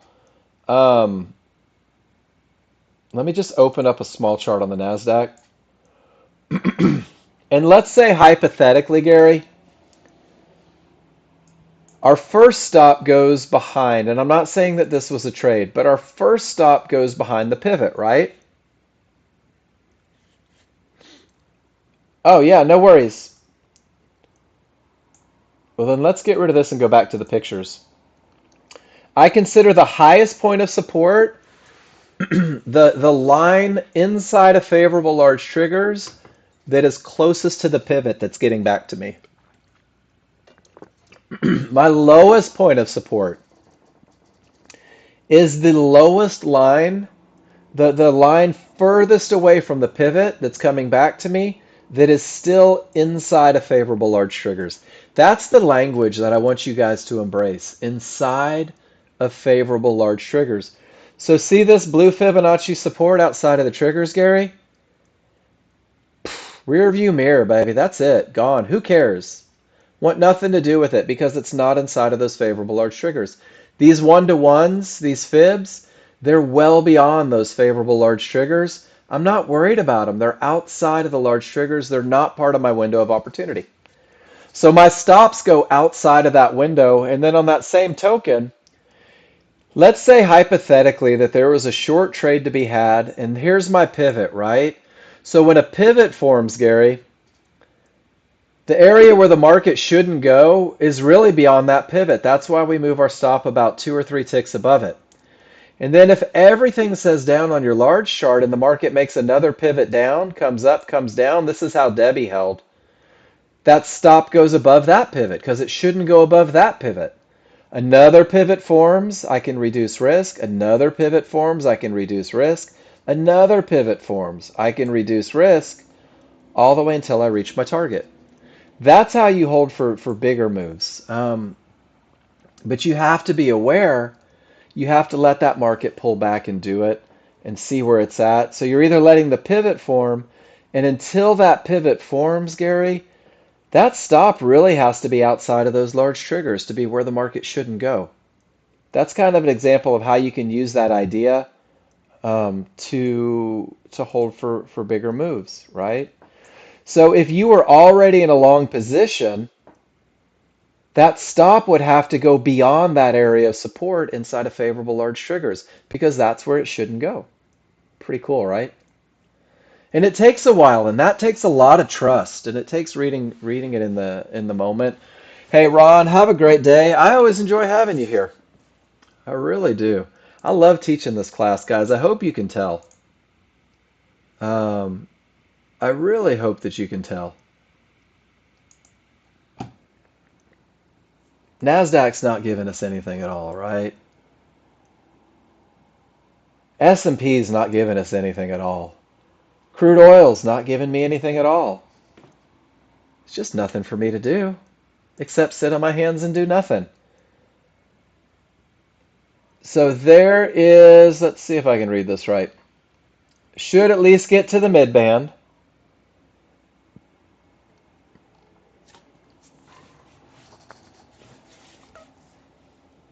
Right on, Gary. So Tony, can we take and I'm not knocking, I'm just trying to give 1 year on the 13th, really? Awesome, Ron. Tony, you say that it should make the mid band, right? And then probably hit the brakes. Why not this fib? Just playing a little devil's advocate right now.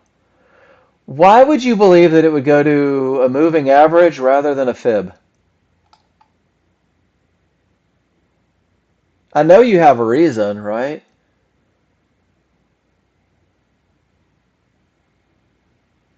I like the fib. And then I'll gauge my trigger lines. And I'm also looking at where those large triggers are in relation to it as well. Do you factor the fib in at all? Or are you just saying from a bad bottom, that mid-band happens a lot, so you're recognizing patterns? That's kind of where I'm going. From a bad bottom in divergence prints, it loves to hit the mid-band. I don't disagree with you at all. I just, because we're teaching here, I would say keep eyes on that fib with all the triggers below it because it definitely can create a bounce. It can definitely spoil the party. And then you're using all those momentum as well. And it hits the mid band. And then everything starts to roll. I'm trying to figure out if you took a trade somewhere. There's a divergence off. Nope. Just kind of reading it. I think it was too soon for a short and it was ugly for a long. I think pumping the brakes and doing nothing is probably a great show of restraint. I don't know any of the characteristics on RTY. I don't know if it moves differently than other stuff. I did a lot of study on the NASDAQ that helped. Does it move similar to the NASDAQ or is it a little smoother?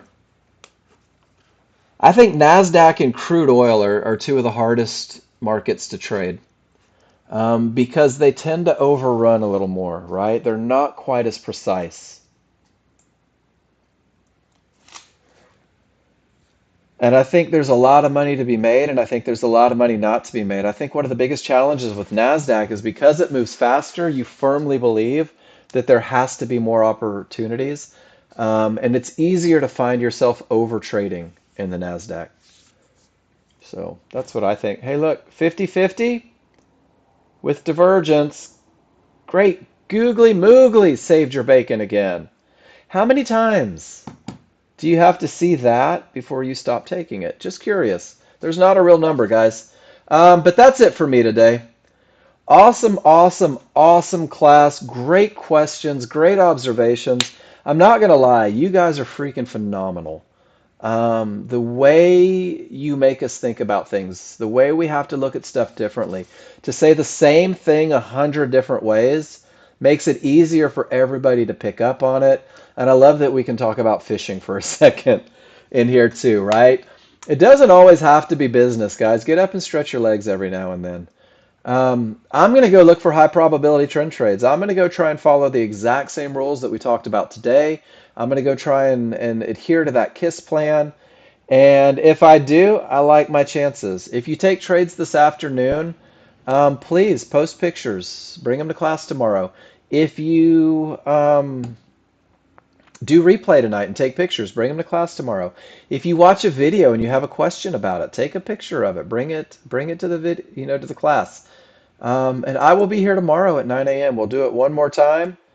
And then next week's first class, guys, I think it's going to come from Colorado. So you can do this stuff anywhere. Kind of fun. And then it'll be Amarillo. And then it'll be Dallas. And then it'll be Austin. So good stuff, guys. I will see you tomorrow morning. You guys have an awesome afternoon. Man, and Bobby, I'll tell you what. To drive through Utah and Colorado in October is gonna be spec freaking tacular. Um, I'm gonna have a million pictures of trees over and over and over again. I'm so excited about it. Have an awesome afternoon, everybody. I will see you in the morning. Be good, guys. I always check. I promise. I always check. See you guys in the morning. I will. I'll definitely do them. Adios, Jeff.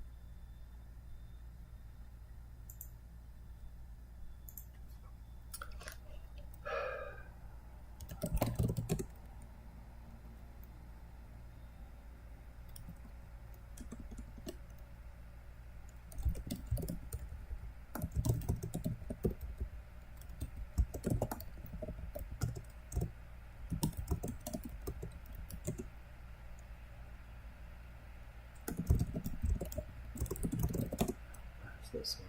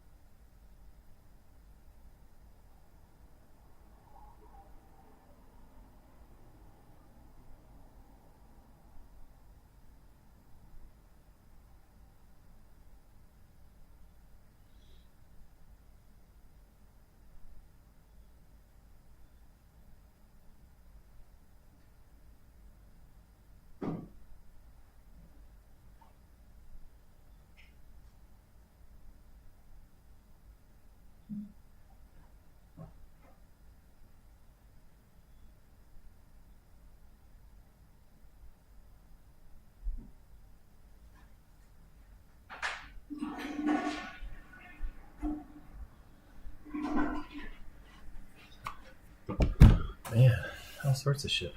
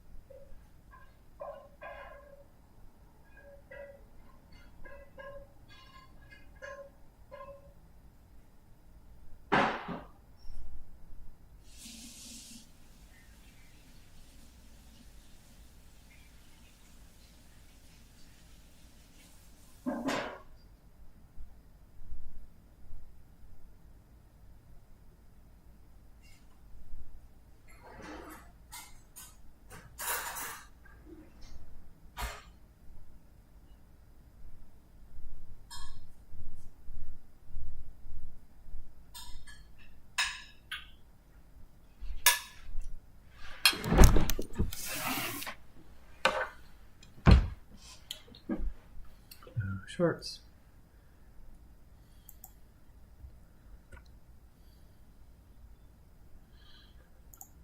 Triggers. Man, they're fucking railing.